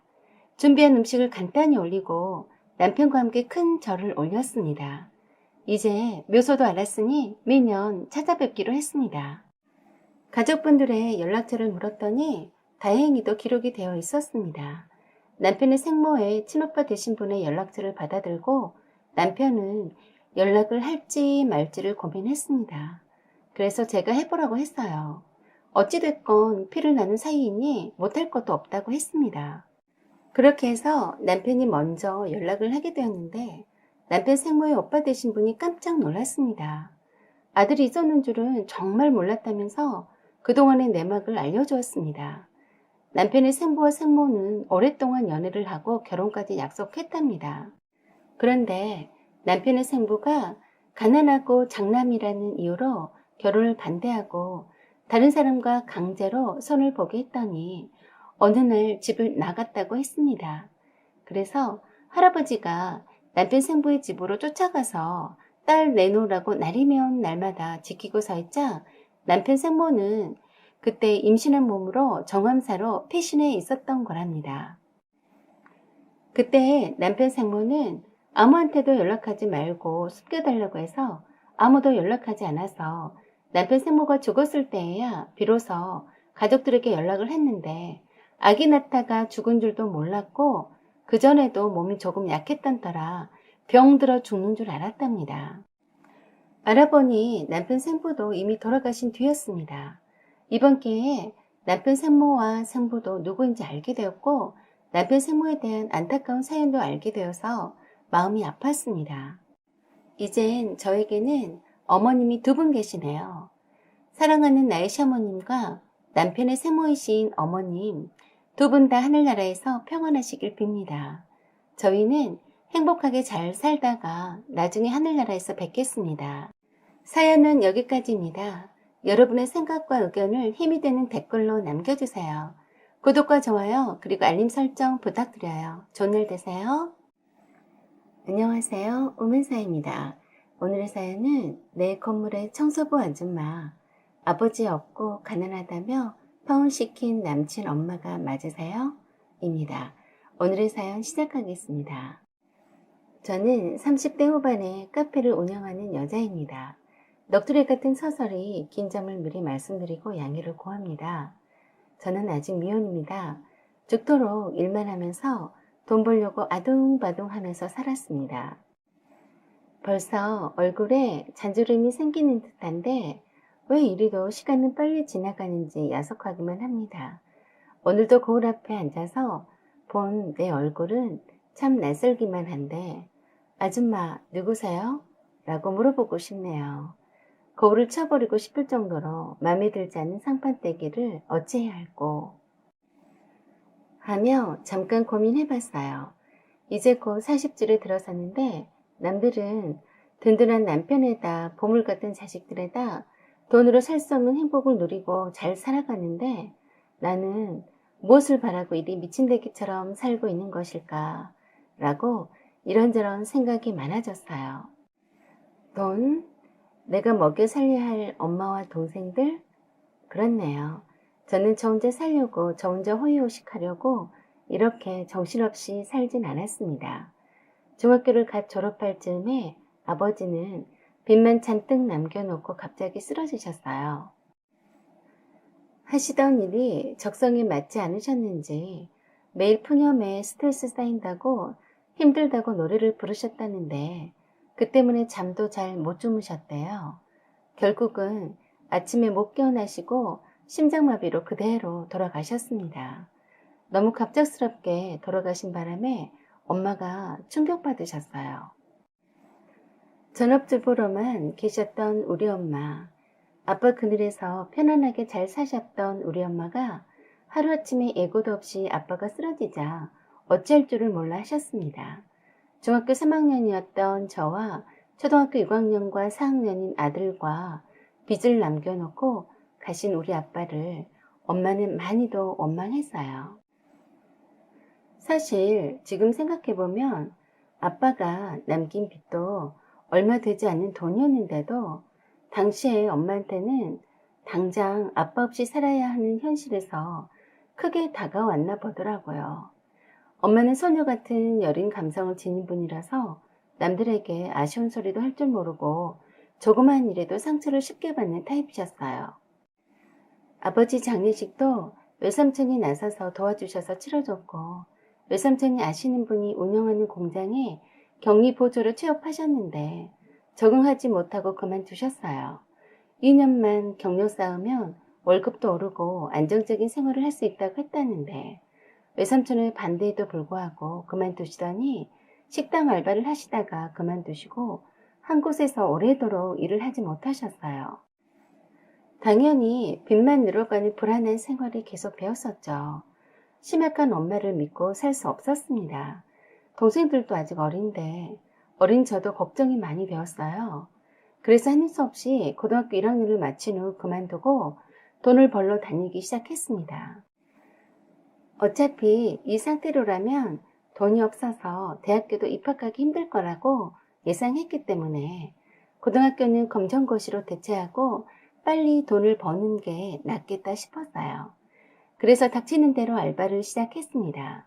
저라도 집안일을 도우면서 동생들도 챙기면서 돈을 벌기 시작하니까 엄마가 한결 덜 힘들어 하시는 것 같았어요. 제가 아빠 대신에 모든 일을 엄마와 의논하면서 힘이 되어주니까 엄마가 제가 장녀라서 심적으로 많이 의지하시는 것 같았습니다. 그래서 제가 어린 나이인데도 엄마와 남동생 둘을 책임져야 한다는 일종의 강박감에 쌓여 있었죠. 돈의 소중함을 너무 일찍 알아버렸고 너무 빨리 철이 들어버린 탓에 엄마도 기절초풍할 정도로 가계부를 꼼꼼히 썼고 동생들 공부까지 엄마가 하는 모든 집안일에 다 관여하기 시작했습니다. 제 또래 다른 친구들은 생활비 걱정 하나 하지 않고 아이돌이나 게임이나 멋내는 것에 관심 가질 나이에 저는 당장 먹고 살 걱정을 해야 했는데 어린 동생들과 능력 없는 엄마가 너무 불쌍했어요. 그래서 아버지 없는 자식이라고 해서 없어 보이고 싶지 않았습니다. 남동생들 공부도 악착같이 열심히 시켰어요. 다행히도 남동생들이 착해서 잘하면서 사고 한 번 치지 않고 고등학교를 무사히 졸업해 주었고 대학까지 무난히 입학시켰습니다. 대학을 들어가더니 알아서 장학금 받고 알바하면서 잘 해나가더군요. 그리고 지금은 남동생 둘 다 결혼해서 알콩달콩 잘 살고 있습니다. 엄마는 저와 함께 살고 있고요. 그동안 하늘이 도왔는지 죽어라 모은 돈으로 제 명의로 된 6층짜리 상가 건물을 하나 갖게 되었습니다. 그리고 그 꼭대기층에서 살고 있어요. 1층엔 제가 직접 운영하는 카페가 있고 바로 옆에 역시 제가 직원을 고용해서 운영하는 부동산 중개 사무소가 있습니다. 이것 말고도 약간의 토지를 소유하고 있어요. 열심히 살아온 저의 흔적과도 같은 것이죠. 제가 원래 지나온 것에 대해 미련을 갖지 않는 편이라서 과거에 연연하지 않습니다. 그런데 얼마 전 정말 우연하게도 희한한 장면을 목격했네요. 제가 모처럼 카페 내 화장실 말고 제 건물 안쪽에 있는 공용 화장실을 이용하게 되었어요. 사실 카페 내 화장실을 직원들이 청소하느라 분주하길래 피해 나온 거였죠. 이른 아침이라 화장실은 한가했고 화장실 한쪽 구석에 청소 도구함이 따로 마련되어 있어서 청소하는 아줌마가 물걸레질 하면서 청소하러 왔다 갔다 하는 것 같았어요. 그런데 그중 나이 지긋해 보이는 한 아주머니가 투덜투덜 거리더군요. 그러면서 누가 껌을 뱉어놔서 그걸 떼어내느라 죽을 고생을 했다는 둥 이 건물에 입주한 사람들을 다 몰상식해서 담배 피고도 꽁초를 함부로 버렸다는 둥 바닥을 날마다 닦아도 계속 더럽혀져서 지겹다는 둥 비가 오는데 우산을 비닐도 안 씌우고 건물로 들어와서 일일이 닦아내느라 말도 못하게 힘들다는 둥 하면서 무식한 인간들이 많이 드나들어서 참 힘들다고 푸념을 늘어놓는데 정말 듣기가 싫더군요. 그러면서 그것도 모자라서 입주민들 뒷담화까지 하는데 듣고 있자니 뿔따구가 나려고 했습니다. 일부러 기침 소리를 내고 나와서 손을 씻으려고 했는데도 별로 개의치 않는 표정이었습니다. 계속해서 여기 입주민들이 더러워서 못 보겠다면서 흉을 보더라고요. 그러면서 제가 손을 비누로 빡빡 씻으면서 세면대에 물이 조금 튕겼는데 그걸 보면서 하는 말이 정말 웃겼네요. 요새 젊은 것들은 자기 손만 깨끗이 씻을 줄 알지 세면대에 물이 튀건 말건 신경도 안 쓴다니까 하더라고요. 그래서 제가 바로 돌아다보고서 말했어요. 저보고 하신 말씀이시죠? 라고 했더니 화장실 청소 담당인 듯한 아줌마가 아니라고 하면서 손사래를 치더군요. 그런데 갑자기 계속 옆에서 투덜거리던 나이 지긋해 보이는 아줌마가 저를 보더니 고개를 돌려버리더라고요. 그리고는 아무 말도 않다가 머리를 숙이고 화장실 밖으로 급히 나가버려서 한 소리 하려다가 말았습니다. 아마도 두 아주머니들은 제가 이 건물의 주인인 줄은 전혀 모른 눈치였어요. 건물의 청소를 용역업체에 맡긴 거라서 모를 수밖에요. 저는 용역업체 사장을 불러서 자초지종을 얘기해주면서 입주민들의 뒷담화하면서 불만만 가득한 청소부는 필요 없다고 하면서 교체해줄 것을 요구했습니다. 그랬더니 곧바로 교체하겠다고 하더군요. 그 다음날 용역업체 사장과 함께 청소부 아줌마가 부동산 중개 사무실로 찾아왔다고 하더군요. 한 번만 봐달라고 사정하러 왔다길래 제 사무실로 문을 열고 들어가서 용역업체 사장과 함께 온 그 청소부 아줌마를 쳐다봤습니다. 그런데 너무 놀랍게도 제가 알아보기도 전에 고개를 급히 푹 숙이고 들지 않더군요.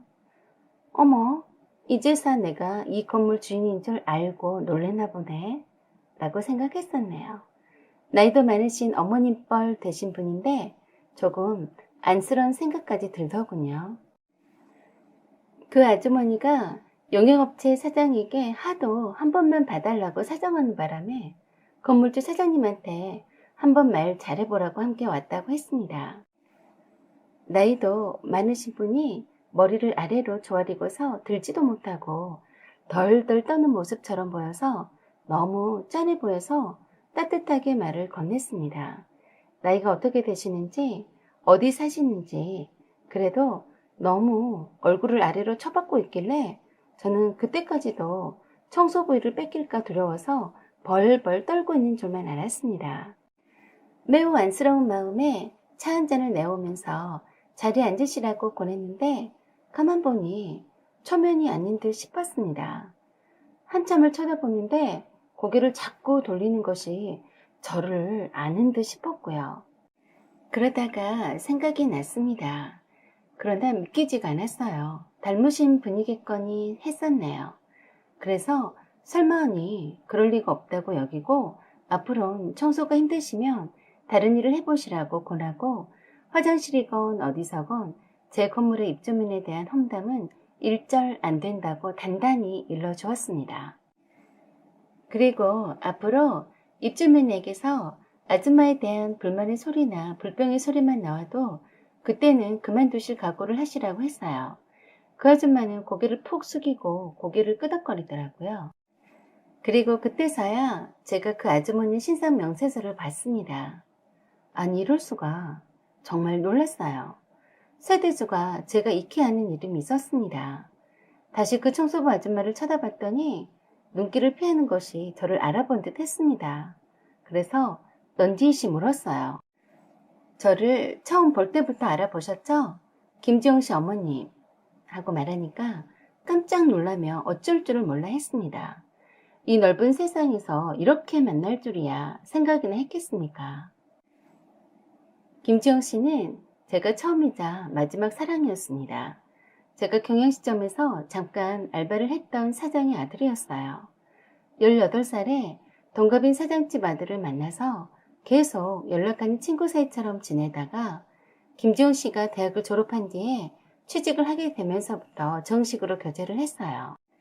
내가 알바를 여러 개씩 하면서 힘들게 사는 모습을 보면서 매우 안쓰럽게 생각했고 항상 친구처럼 따뜻했던 사람이었어요. 친구가 별로 없었던 내게 유일한 세상과의 소통의 창구가 되어주었던 사람이었습니다. 내 모든 형편을 이해하고 받아준 사람이었어요.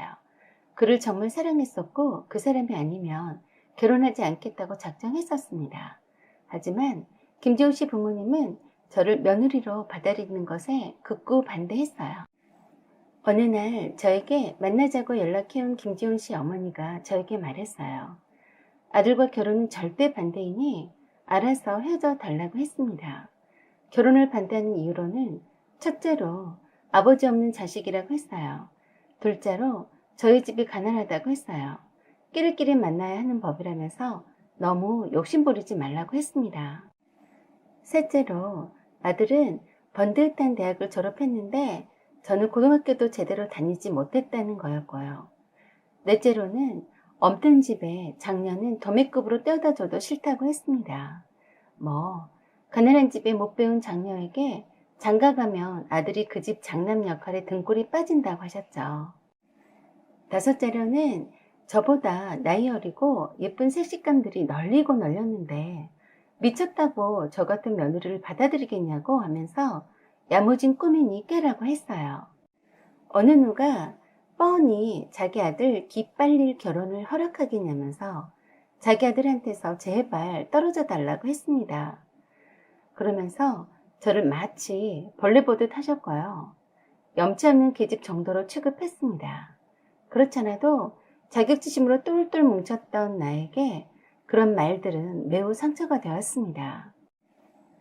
그래서 결혼까지 결심했던 김지용 씨와 헤어지게 되었습니다. 김지용 씨도 부모님의 반대와 제가 헤어지자는 말에도 반발을 많이 했었지만 결국엔 김지호 씨 부모님이 권한 선본 여자와 결혼했다는 소문을 들었습니다. 저는 그 뒤로 김지호 씨를 깨끗이 잊고 저의 일에 전념했어요. 저는 돈이 없으면 결혼할 남친 부모에게도 무시받는 세상이란 걸 더욱더 깨달았습니다. 그래서 돈에 더 집착하게 되었고 더 열심히 돈을 벌기 위해 노력했었죠. 김지호 씨와 결혼하지 못하고 헤어진 것보다도 김지호 씨 어머님이 저를 버러지보듯 하는 표정으로 대하셨던 그 모습이 더 가슴이 아프고 속상해서 혼자서 몰래 많이도 울었어요. 그랬었던 김지호 씨 어머니가 내 고물바닥을 청소하는 아줌마로 나타났다니 정말 우습더라고요. 평생을 돈 걱정하지 않고 만나님으로 사실들로만 알고서 저한테 그렇게 없는 집구석의 딸이라고 했던 분이었는데 말입니다. 그래서 물었습니다. 왜 청소부 일을 하시냐고요. 그랬더니 아주 머쓱하게 말을 하더군요. 저랑 헤어진 뒤로 선본 여자와 결혼을 했었는데 사치와 낭비가 매우 심했답니다. 거기에다가 친정과 시댁의 돈을 다 끌어모아서 돈으로 처발라서 자기 사업을 한다고 설치더니 모두 다 사기로 말아 먹었다네요. 설상가상으로 아들인 김지웅 씨가 교통사고를 당해서 병원에 1년 넘게 병상 생활을 하고 있을 때 물려받아서 운영하던 레스토랑이 매출이 급감하게 되어서 큰 손해를 보고 폐업을 하게 되었고 그것을 만회하고자 고급 해산물 뷔페 레스토랑을 차렸는데 그것마저 다 말아 드시면서 남아있는 재산을 홀라당 벗겨 먹었다네요. 지금은 이혼하고 김지영 씨랑 함께 살고 있다고 했습니다. 곧 죽어도 며느리 탓이더군요. 변한 것이 하나도 없어 보였습니다. 그러면서 비굴하게 사정을 했어요. 아들이 교통사고 후유증으로 일을 할 수 없어서 먹고 사는 일이 막막하다고 했습니다. 청소부 일이라도 오래 할 수 있도록 도와달라고 했습니다. 그리고 할아버지도 몸이 편찮으셔서 꼼짝도 못하고 집에만 계신다고 하더라고요. 그래서 제가 그랬어요. 화장실에서 했던 말을 들어보니 전혀 막막해 보이지 않는데요. 아주 여유가 넘쳐 보이는데 다른 데 가서 알아보세요. 아줌마는 해고입니다. 그 말에 망연자실하는 듯 했습니다. 뭐 그러든지 말든지 했어요. 좀 사정이 안 됐긴 했지만 그렇다고 엮이고 싶지 않은 사람과 자주 부대끼고 싶진 않았습니다. 저런 사람들의 특징이 돈 없는 사람을 무시하고 경멸하다가도 좀 있어 보인다 싶은 사람한테는 간도 슬기도 내줄 것처럼 하는 부류들이라 제가 좀 있어 보인 듯 하니까 또 얼마나 엉겨붙을까 싶네요. 역시 아니나 다를까 그때 잘못 판단하고 결혼 반대했던 것을 정말 후회한다면서 비굴하게 용서해달라고 했습니다. 그래서 제가 이젠 아주 오래전 일이라서인지 그때 그랬었나 싶기도 하고 기억이 가물가물하니까 그럴 필요 없다고 했습니다. 나를 벌레 보듯 했던 아줌마 참 안 됐네요. 늙음하게 재산 다 탕진하고 어디 하나 기댈 곳 없이 청소부 일이라도 구걸해야 하는 팔자가 되셨으니 말입니다. 녹을 탓하겠습니까? 자기 팔자 자기 스스로 만들었는데 지금이라도 깨달은 바가 있는지 모르겠네요. 사연은 여기까지입니다. 여러분의 구독과 좋아요 그리고 알림 설정 부탁드립니다. 지금까지 시청해주셔서 감사드립니다. 좋은 날 되세요. 안녕하세요. 오만사입니다. 오늘은 뒷담화 선수인 신우이와 이간질 천사 손윗동서 개판 5분 전 풍비박산 나는데 라는 내용입니다. 오늘의 사연 시작하겠습니다. 저는 이제가 시집 온 지 얼마 안 된 새댁입니다. 시부모님은 이미 돌아가셔서 안 계시고 제 위로는 손윗동서인 형님이 있고 손아래 시누이 한 명 있어요. 형님은 저와 6살 차이가 나는데 조그마한 회사에 다니고 있어요. 손아래 시누이는 저보다 2살 아래인데 결혼한 지 꽤 되었지만 아직 아이가 없고요. 그냥 전업주부입니다. 문제는 형님과 시누이가 너무나 쿵짝이 잘 맞는다는 거예요. 형님은 매사에 부정적으로 바라보는 이상한 습관이 있어요. 그리고 모든 것을 꼬투리를 잡으려고 하는 아주 못된 버릇이 있습니다. 그리고 입이 엄청 셉니다. 형님 입에서 하는 소리는 좋은 얘기를 들어본 적이 없습니다. 세상의 중심에 형님이 혼자 있고 그 외에는 모두 다 나쁘고 더러운 것들이라고 생각하는 분이세요. 그리고 시누이는 세상 사는 것이 별로 재미없고 무료한 사람인 것 같아요. 특별히 하는 일도 없이 집에서만 빈둥빈둥 노는 것이 하루 일과여서 그런지 남의 뒷담화하는 것이 세상 낙인 사람입니다. 친구들과 뒷담화는 그런다 치더라도 동네 미용실마다 돌아다니며 쓸데없이 뒷담화를 하기 위해서 하루가 멀다 하고 파마며 매직이며 미용실에 꽤나 돈 퍼들이고 삽니다. 제가 초반부터 왜 형님과 시누이를 깔아뭉개냐고요? 제가 결혼한 지 얼마 안 되어서 형님과 시누이를 파악도 하기 전에 많이 당했거든요. 형님과 시누이가 수준이 비슷해서 둘이 만났다 하면 죽이 잘 맞았습니다. 저는 처음부터 이런 사람들인 줄은 몰랐었죠. 제가 알게 된 것은 얼마 전입니다. 여름 휴가 일정이 잡혀서 남편과 결혼 후 처음으로 맞는 여름이라서 가까운 곳이라도 다녀올까 하고 생각하고 있었습니다. 이곳저곳을 검색하던 중에 변산 쪽에 아름다운 펜션이 눈에 띄더라고요. 그런데 남편과 둘이 가기에는 너무 크고 펜션 대여비도 만만치 않았습니다. 간 김에 주변도 둘러보고 관광하는 맛도 있으면서 운치가 있어 보여서 가고 싶었어요. 평소 때는 인기가 많은 곳이어서 예약하기가 어려운 곳인 것 같은데 지금 장마 중이라서 예약 취소권이 나와 있더라고요. 남들 같으면 비가 오면 일부러 예약 취소도 하곤 하지만 오히려 저는 사람들이 북적이지 않고 적당히 비가 오면 어때 하는 생각으로 가고 싶더군요. 그리고 형님과 시누이도 빨리 친해지고 싶은 마음도 있어서 괜찮다고 한다면 저희네가 먼저 예약하고 함께 여름 휴가 겸 해서 떠나고 싶었습니다. 그래서 형님께 전화드려서 여름 휴가일을 물었어요.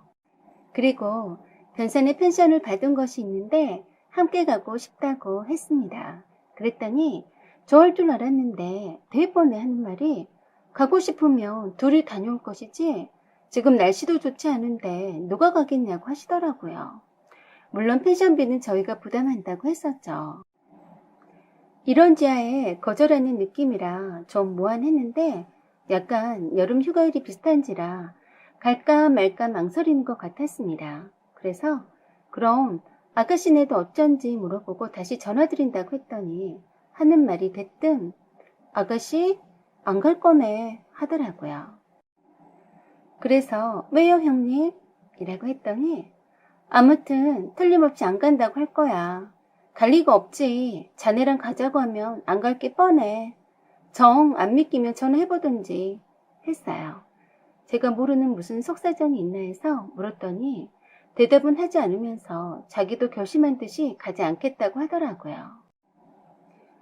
저는 좋은 뜻으로 제안한 건데 기분이 썩 좋지 않았지만 티를 내고 싶지 않더라고요.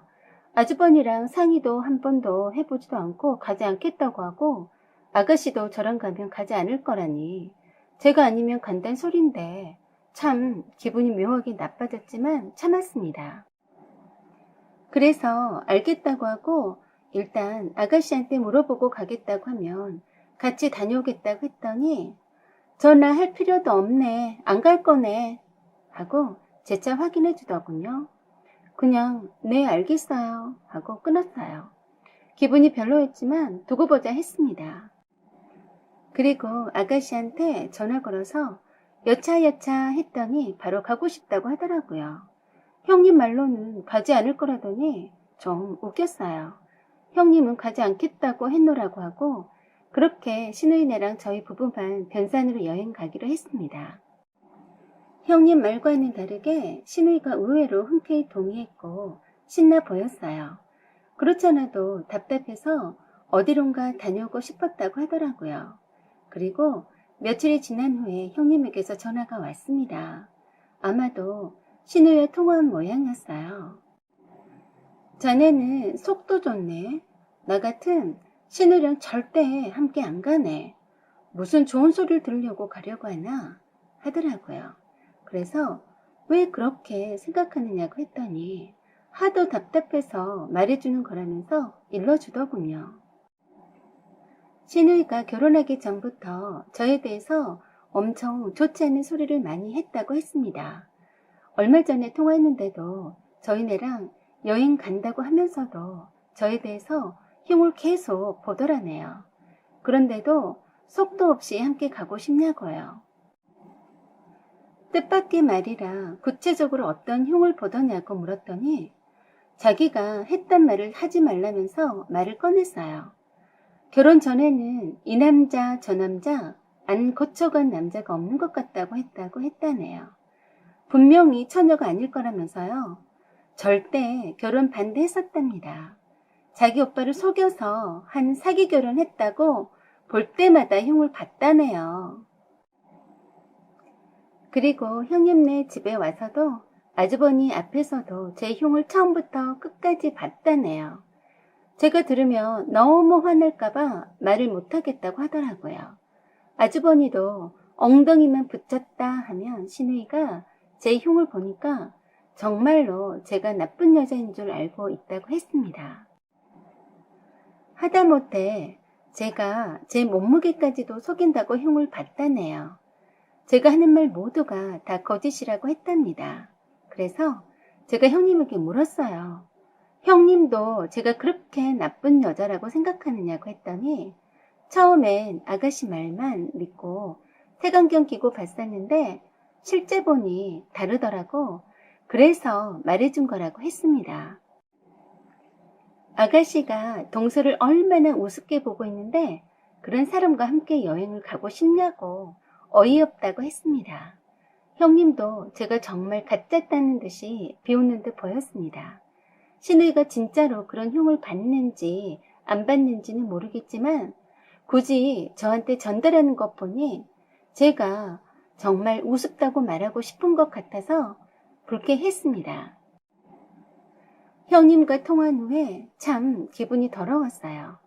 흉을 본 신우이나 흉을 봤다고 고스란히 일부러 전해준 형님이나 정말 우습더군요.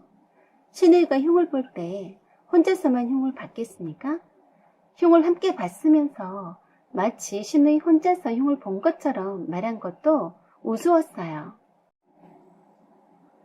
예상 밖으로 형님만 빼놓고 여행 갈 것 같으니까 약이 올라서 일부러 신우이가 흉본 얘기를 해준 것 보니 형님 인성도 참 그렇고 그렇구나 생각했습니다. 그러나 저러나 신우이는 나하고 무슨 원수가 졌다고 못 잡아먹어서 안달하며 흉을 여기저기 보고 다니는지 모르겠네요. 저는 시부모님도 안 계시고 해서 신우이하고는 정말 잘 지내고 싶었어요. 자기 오빠를 걱정해주는 건 알겠지만 도가 지나쳐서 저를 완전 나쁜 여자로 매도해서 흉을 보고 다닌다는 것은 가만히 두고 볼 수 없는 노릇이었습니다. 형님과 아주버니 앞에서도 그렇게 흉을 봤다니 다른 친척 어른들한테도 뻔할 것 같았습니다. 그래서 신우이한테 저녁 때 잠깐 보자고 했습니다. 괜히 할 얘기가 있으니 먼저 오라고 했습니다. 집이 가까이 살았기 때문에 쉽게 올 수가 있었죠. 신우이는 여행 갈 준비 때문에 부르는 줄 알고 왔더라고요. 저는 바로 직설적으로 물었어요. 내가 사기쳐서 오빠랑 결혼했냐고요. 처음에 깜짝 놀라더니 오리발 내밀었습니다. 그런 적 없다고요.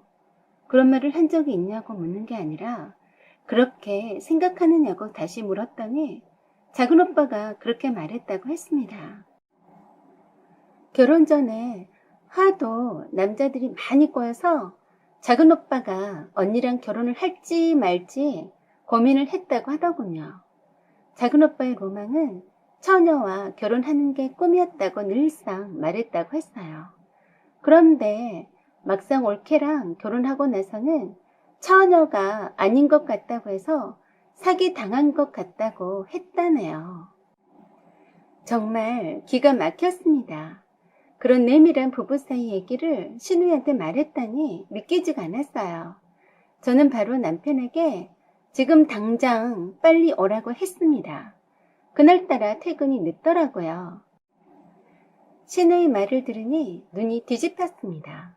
설령 내가 처녀가 아닌 것 같은 의심이 든다 해도 그런 얘기를 자기 동생한테까지 해서 얼마나 옳게가 우스웠으면 사기 결혼했다고 노래를 부르고 다닐까 했습니다. 정말 분노가 치밀어 올랐어요. 그리고 가은이 내 앞에서 눈 똑바로 뜨고 쳐다보면서 말하는 신우의 태도도 용납할 수 없었습니다. 그래서 아주버니한테나 형님한테 가서 엉덩이만 붙였다 하면 속여서 결혼했다고 흉을 받냐고 했더니 그런 적 없다고 팔쩍 뛰었습니다. 누가 그러더냐며 발뺌을 하더라고요. 그래서 제가 그랬습니다. 아가씨, 처녀가 무슨 보물이야? 그리고 아가씨는 지금 사는 아가씨 남편이 두 번째였잖아. 처녀로 결혼한 것 아니었네? 첫 번째 남편과 동거하다가 혼인신고 전에 헤어지고 처녀라고 속이고 결혼한 걸로 알고 있는데 아니었어? 아가씨야말로 사기 결혼 아닌가? 그랬더니 갑자기 노발대발 하면서 옳게 언니 말 조심해서 누구 보고 사기 결혼이래? 하고 큰 소리로 달려들었어요. 그때 방충망만 제외하고 현관문을 열어놨기 때문에 신우의 남편이 들어오면서 들었던 모양입니다. 사기 결혼? 무슨 말이야? 하고 물었어요. 그래서 제가 신우의 남편에게 말했습니다. 제가 사기쳐서 결혼했다고 사기 결혼했다는데 아가씨가 그렇게 말한 적 있죠? 라고 물었더니 아, 그거요. 하고 난처한 듯이 신우의 남편이 대답을 얼버무리더라고요. 분명히 매일같이 노래 부르듯이 자기 남편한테도 흉을 본 것 같은데 선뜻 그렇다라고 대답을 못하더라고요. 그래서 제가 말했습니다. 참 이런 자리에서 사기 결혼했네 안 했네 말한다는 것도 우습지만 어차피 아가씨가 내 얼굴에 똥칠을 다 해놔버렸으니 말 나온 김에 결론을 말할게요. 전 결단코 사기 결혼한 적 없습니다. 사기 쳤다는 것이 처녀냐 아니냐고 말씀하신다면 전 처녀로 이 집에 시집 온 거 맞고요. 결혼 전에 이 남자 저 남자 거치지도 않았습니다. 그런데 묻고 싶네요. 사기 결혼하지도 않은 옳게 보고 사기 결혼했다고 흉을 보는 아가씨는 사기 결혼 안 했나? 아가씨야말로 결혼 전에 이 남자 저 남자한테 굴러다녔잖아. 왜? 처제로 시집왔다고 거짓말 해보시지? 저는 신우의 남편 보고 똑바로 말했습니다. 아가씨는 처녀였어요? 그랬더니 신우의 남편이 아니 그건 모르겠어요. 하지만 결혼 전에 이 남자 저 남자 굴러다녔다는 말은 심했네요. 하는 겁니다. 그래요? 아가씨는 이 남자 저 남자 굴러다니다가 처녀인 것처럼 속이고 결혼했으면서 저는 그런 사실 무근인데 똥칠을 하며 노래 부르고 다녔어요. 기막히네요. 했습니다. 그러자 아가씨는 말을 못하게 막으려고 했고 신우의 남편은 그게 사실이냐고 다그치면서 책임질 수 있냐고 해서 그렇다고 했습니다. 남편이 오면 다시 한번 확인해보라고 했습니다. 제가 아는 한 어떤 뜨내기 남자랑 동거했다가 처녀로 속이고서 결혼한 거라고 했습니다. 똥 묻은 개가 제 묻은 개를 나무란다고 어쩜 억울하게 처녀로 시집 온 나에게 사기쳐서 이 남자 저 남자 굴러먹다가 결혼했다고 입에 담지도 못할 망언들을 하고 다녔다고 기가 막히다고 했습니다. 신우의 남편은 그게 사실이냐고 신우에게 큰소리로 다그쳤고 사색이 다 된 신우이는 사기 결혼했다고 소문내고 다니지 않았다고 없는 소리를 하지 말라고 이제 와서 억지를 부렸어요. 신우의 남편은 신우이가 결혼 전에 동거했던 사실을 몰랐었던 듯 해서 둘이 제 앞에서 소리를 높여가며 싸우기 시작했습니다. 그런 와중에 신우이와 신우이 남편이 서로 언성을 높여가며 결혼 전에 동거를 했네 안 했네를 두고 싸우고 있는데 남편이 집에 들어왔습니다. 남편을 보자 신우이가 울고불고 난리를 쳤습니다. 자기는 사기 결혼했다는 흉도 보지 않았는데 올케가 흉봤다고 저 난리라고 했어요. 그러자 옆에서 듣고 있던 신우이 남편이 말했습니다. 너 거짓말하는 거 기막히게 잘한다. 너 매일처럼 흉봤잖아. 너야말로 사기쳐서 결혼한 거 맞네. 어디 입이라고 주둥아리를 놀리냐? 하고 소리 지르니까 할 말 없으니 더 크게 통곡을 하고 울어 제끼더라고요. 그리고는 정 떨어진다면서 나가버렸어요. 남편은 갑작스러운 상황에 어리둥절했습니다. 저는 바로 남편에게 물었어요. 내가 결혼 전에 이 남자 저 남자와 굴러먹다가 왔냐고요. 그랬더니 이 무슨 말이냐고 하더군요. 그래서 뺨을 한 대 갈겨줬습니다. 내가 처녀이니 아니니 그런 말도 아가씨에게 했냐고도 물었어요. 네 동생이 사방팔방 내가 사기쳐서 자기 오빠랑 사기 결혼했다고 노래를 부르고 다녔다고 말해주고 내가 그렇게 말해줘서 그랬다는데 사실이냐고 했더니 시침이 똑 떼더라고요. 그런 적 없다고요. 자기 동생이 그렇게 멍청하게 흉보고 다니진 않았을 거라고 억지를 부렸습니다. 그래서 형님과 통화 내용을 들려주었습니다. 그랬더니 남편이 형수에게 쌍 욕을 퍼부으면서 어떻게 그런 말을 전할 수 있냐며 자기가 한 잘못을 인정하지 않고 남 탓을 하고 있더라고요.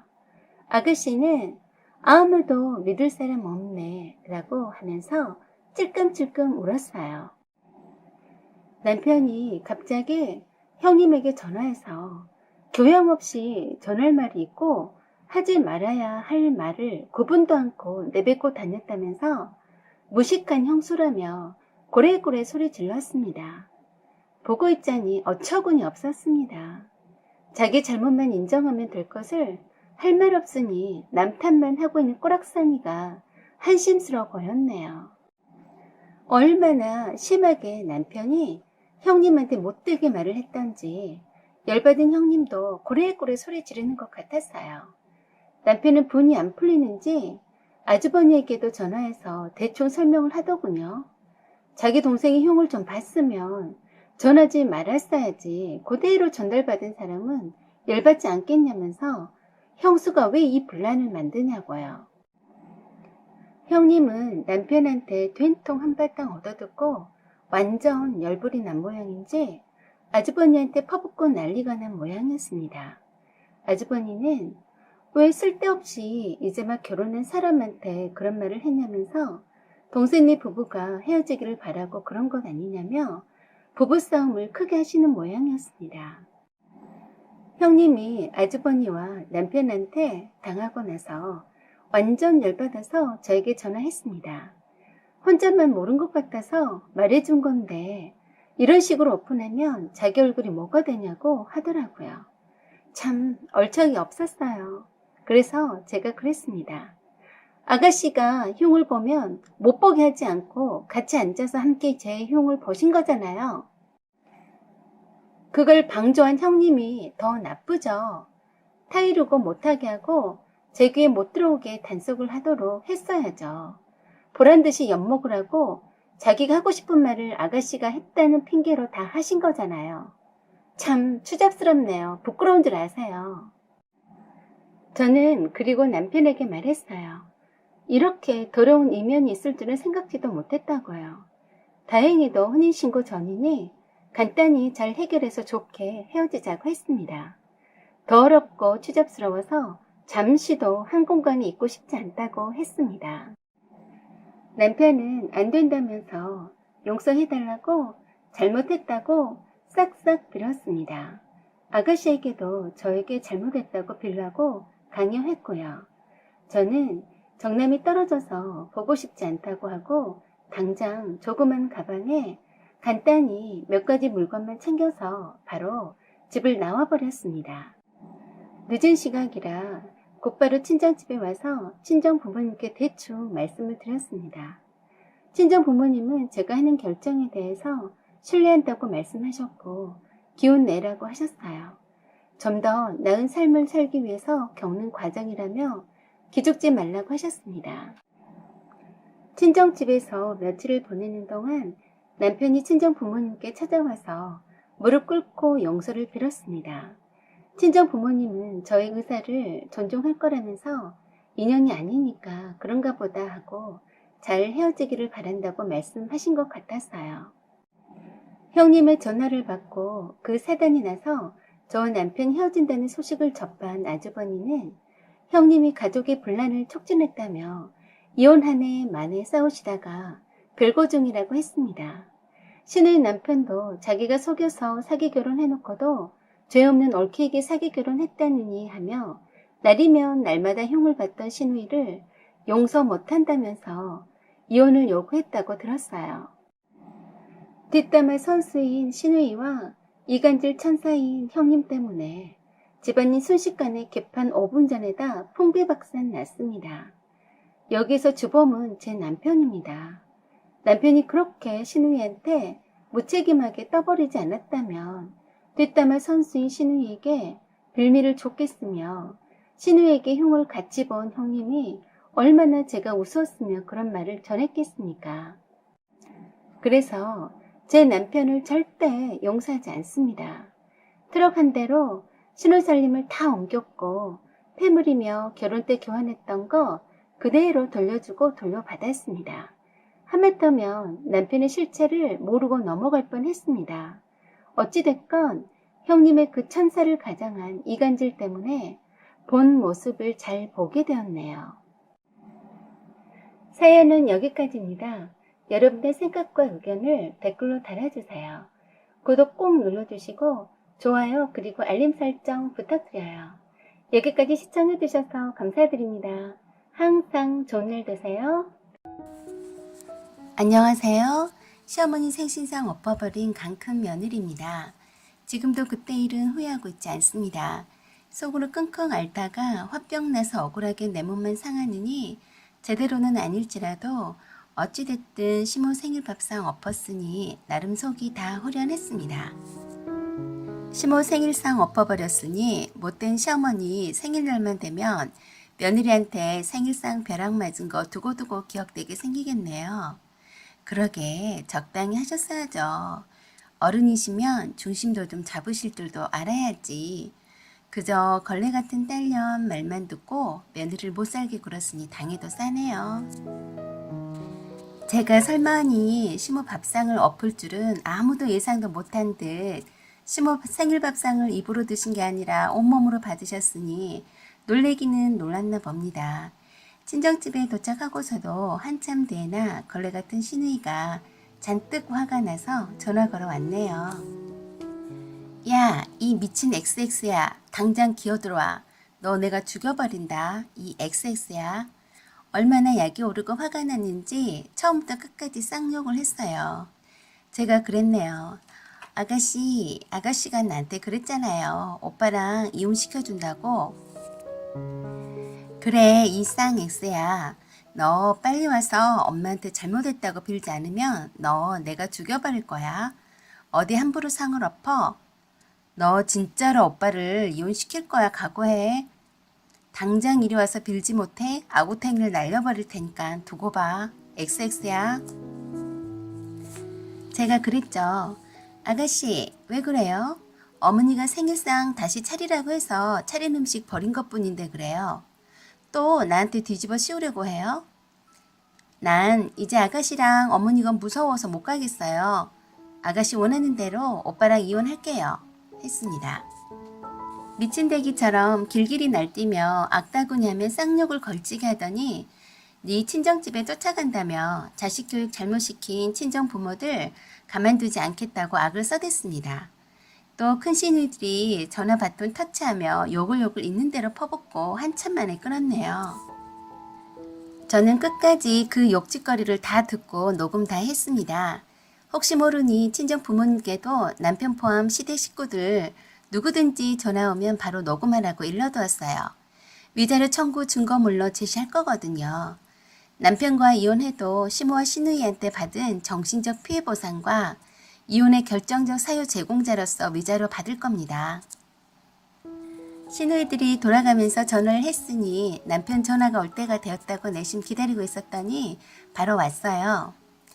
야, 너 미쳤냐? 엄마 생신일인데 그러고 나가면 어쩌자는 거야? 미쳤어? 빨리 안 와? 와서 엄마한테 빌라고. 그래서 제가 어머니는 내가 아무 잘못 안 했어도 내 뺨 때리고 남편 돈 훔쳐서 다 쓴다고 하시고 머리채 잡고 흔드셨잖아. 자기는 내 편 한 번이라도 들어준 적 있어? 없지?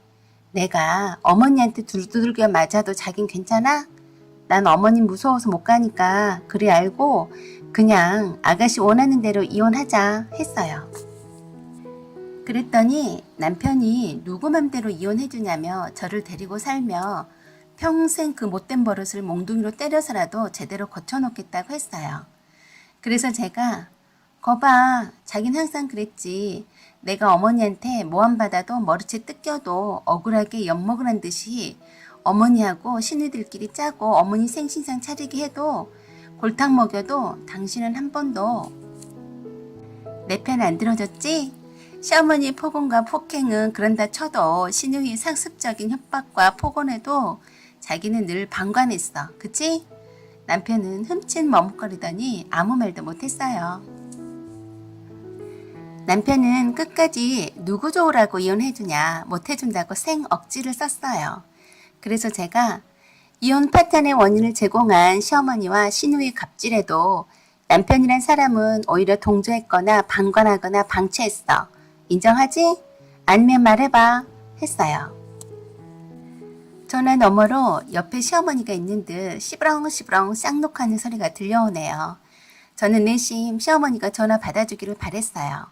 시어머니 보기보단 욕을 정말 잘하시거든요. 그런데 남편이 바꿔주지 않더군요. 그래도 남편은 설마 네가 이혼하겠느냐는 표정 같았어요. 그 다음날 연차 내고 친정 부모님 대동하고 저희 집에 갔습니다. 남편 물건 것까지들 다 싸서 트렁크에 집어넣어 놓고 현관에다 내놓고 기다렸어요. 퇴근해서 돌아온 남편에게 짐 싸들고 나가라고 했습니다. 친정아버지와 어머니가 이혼이 잘 정리되고 혼수살림 정리할 때까지 저희 집에 계시겠다고 하셨어요. 그리고 혼인 파탄의 원인 제공은 남편과 시댁 식구들한테 있다고 하시면서 어디 내 귀한 딸한테 함부로 폭력과 폭언을 했냐고 그냥 넘어가지 않을 거라고 하셨고요. 친족이 알았으면 조금이라도 더 빨리 이혼시켰을 거라고 하셨습니다. 그때서야 남편은 자기가 잘못했다면서도 이혼할 수 없다고 했어요. 그건 네 생각일 뿐이고 너는 이혼 파탄의 유책 배우자이니 이제 와서 이혼하네 안 하네 할 자격이 없다고 호통치셨습니다. 그리고 합의 이혼하자고 했어요. 합의 이혼 조건도 상세히 일러주었고요. 만일 합의 이혼을 기한 내 못하면 법적 이혼 절차를 받겠다고 했습니다. 법정 이혼 사유 세 번째 항목을 근거로 해서 즉 배우자 또는 그 직계 존속으로부터 심히 부당한 대우를 받았을 때 법적 이혼 절차 돌입하겠다고 했습니다. 저희 친정아버지가 제 폰에 녹음된 신혼년들과 남편 새끼 욕짓거리에 완전 열받으셔서 아시는 분 변호사 소개받아서 상담받고 오셨어요. 충분히 이혼 재산 분할 외에도 남편과 시모와 걸레 신혼년에게 위자료 청구를 할 수 있다고 했습니다. 그렇게 해서 남편 새끼는 지 짐 싸들고 시모와 걸레 신혼년이 있는 집으로 갔습니다. 시모와 신혼년이 번갈아가며 전화해대고 욕을 퍼붓는데 듣고만 있었고 모두 다 녹음했습니다. 그 뒤로도 시모와 신혼년들이 쫓아와서 친정 부모님에게 말할 수 없는 욕짓거리를 퍼붓고 행패를 부렸지만 현장 녹음 생생하게 했고요. 동영상도 촬영했습니다. 불필요한 싸움은 하지 않고 최대한 이혼 파탄의 사유 중에 하나인 시모와 신우들의 폭행과 폭언 그리고 갑질의 포커스를 두고 증거를 수집하려고 했어요. 그렇게 해서 친정 부모님과 저는 살림살이 다 정리하고 남편과 이혼하고 재산 분할 원하는 대로 깔끔하게 했습니다. 재산 분할이라 해봤자 적금 공동으로 했던 거 나누고 살던 집 전세금 나누는 것이었는데요. 제 기여분이 많이 인정받았습니다. 그리고 더불어서 남편과 시모와 걸레 신우년에게 각각 혼인 파탄의 원인 행위에 가담한 책임이 있는 자들로서 이혼으로 인한 정신적 고통을 배상하기 위한 목적으로 위자료를 지급해달라고 청구했어요. 소장을 받아든 남편과 시모 그리고 걸레 신우년의 모습이 어떨지 궁금하네요. 어쨌든 위자료도 남편과 시모 그리고 신우년에게 꼭 받아낼 겁니다. 그래야 저는 깨끗하고 산뜻하게 새 출발할 수 있을 것 같네요. 여러분들 응원해주세요. 사연은 여기까지입니다. 여기까지 시청해주셔서 감사합니다. 구독 꼭 눌러주세요. 부족한 점, 많은 점 죄송하고 노력 중에 있습니다. 사연 제보는 소중히 받아 읽어드리겠습니다. 감사합니다.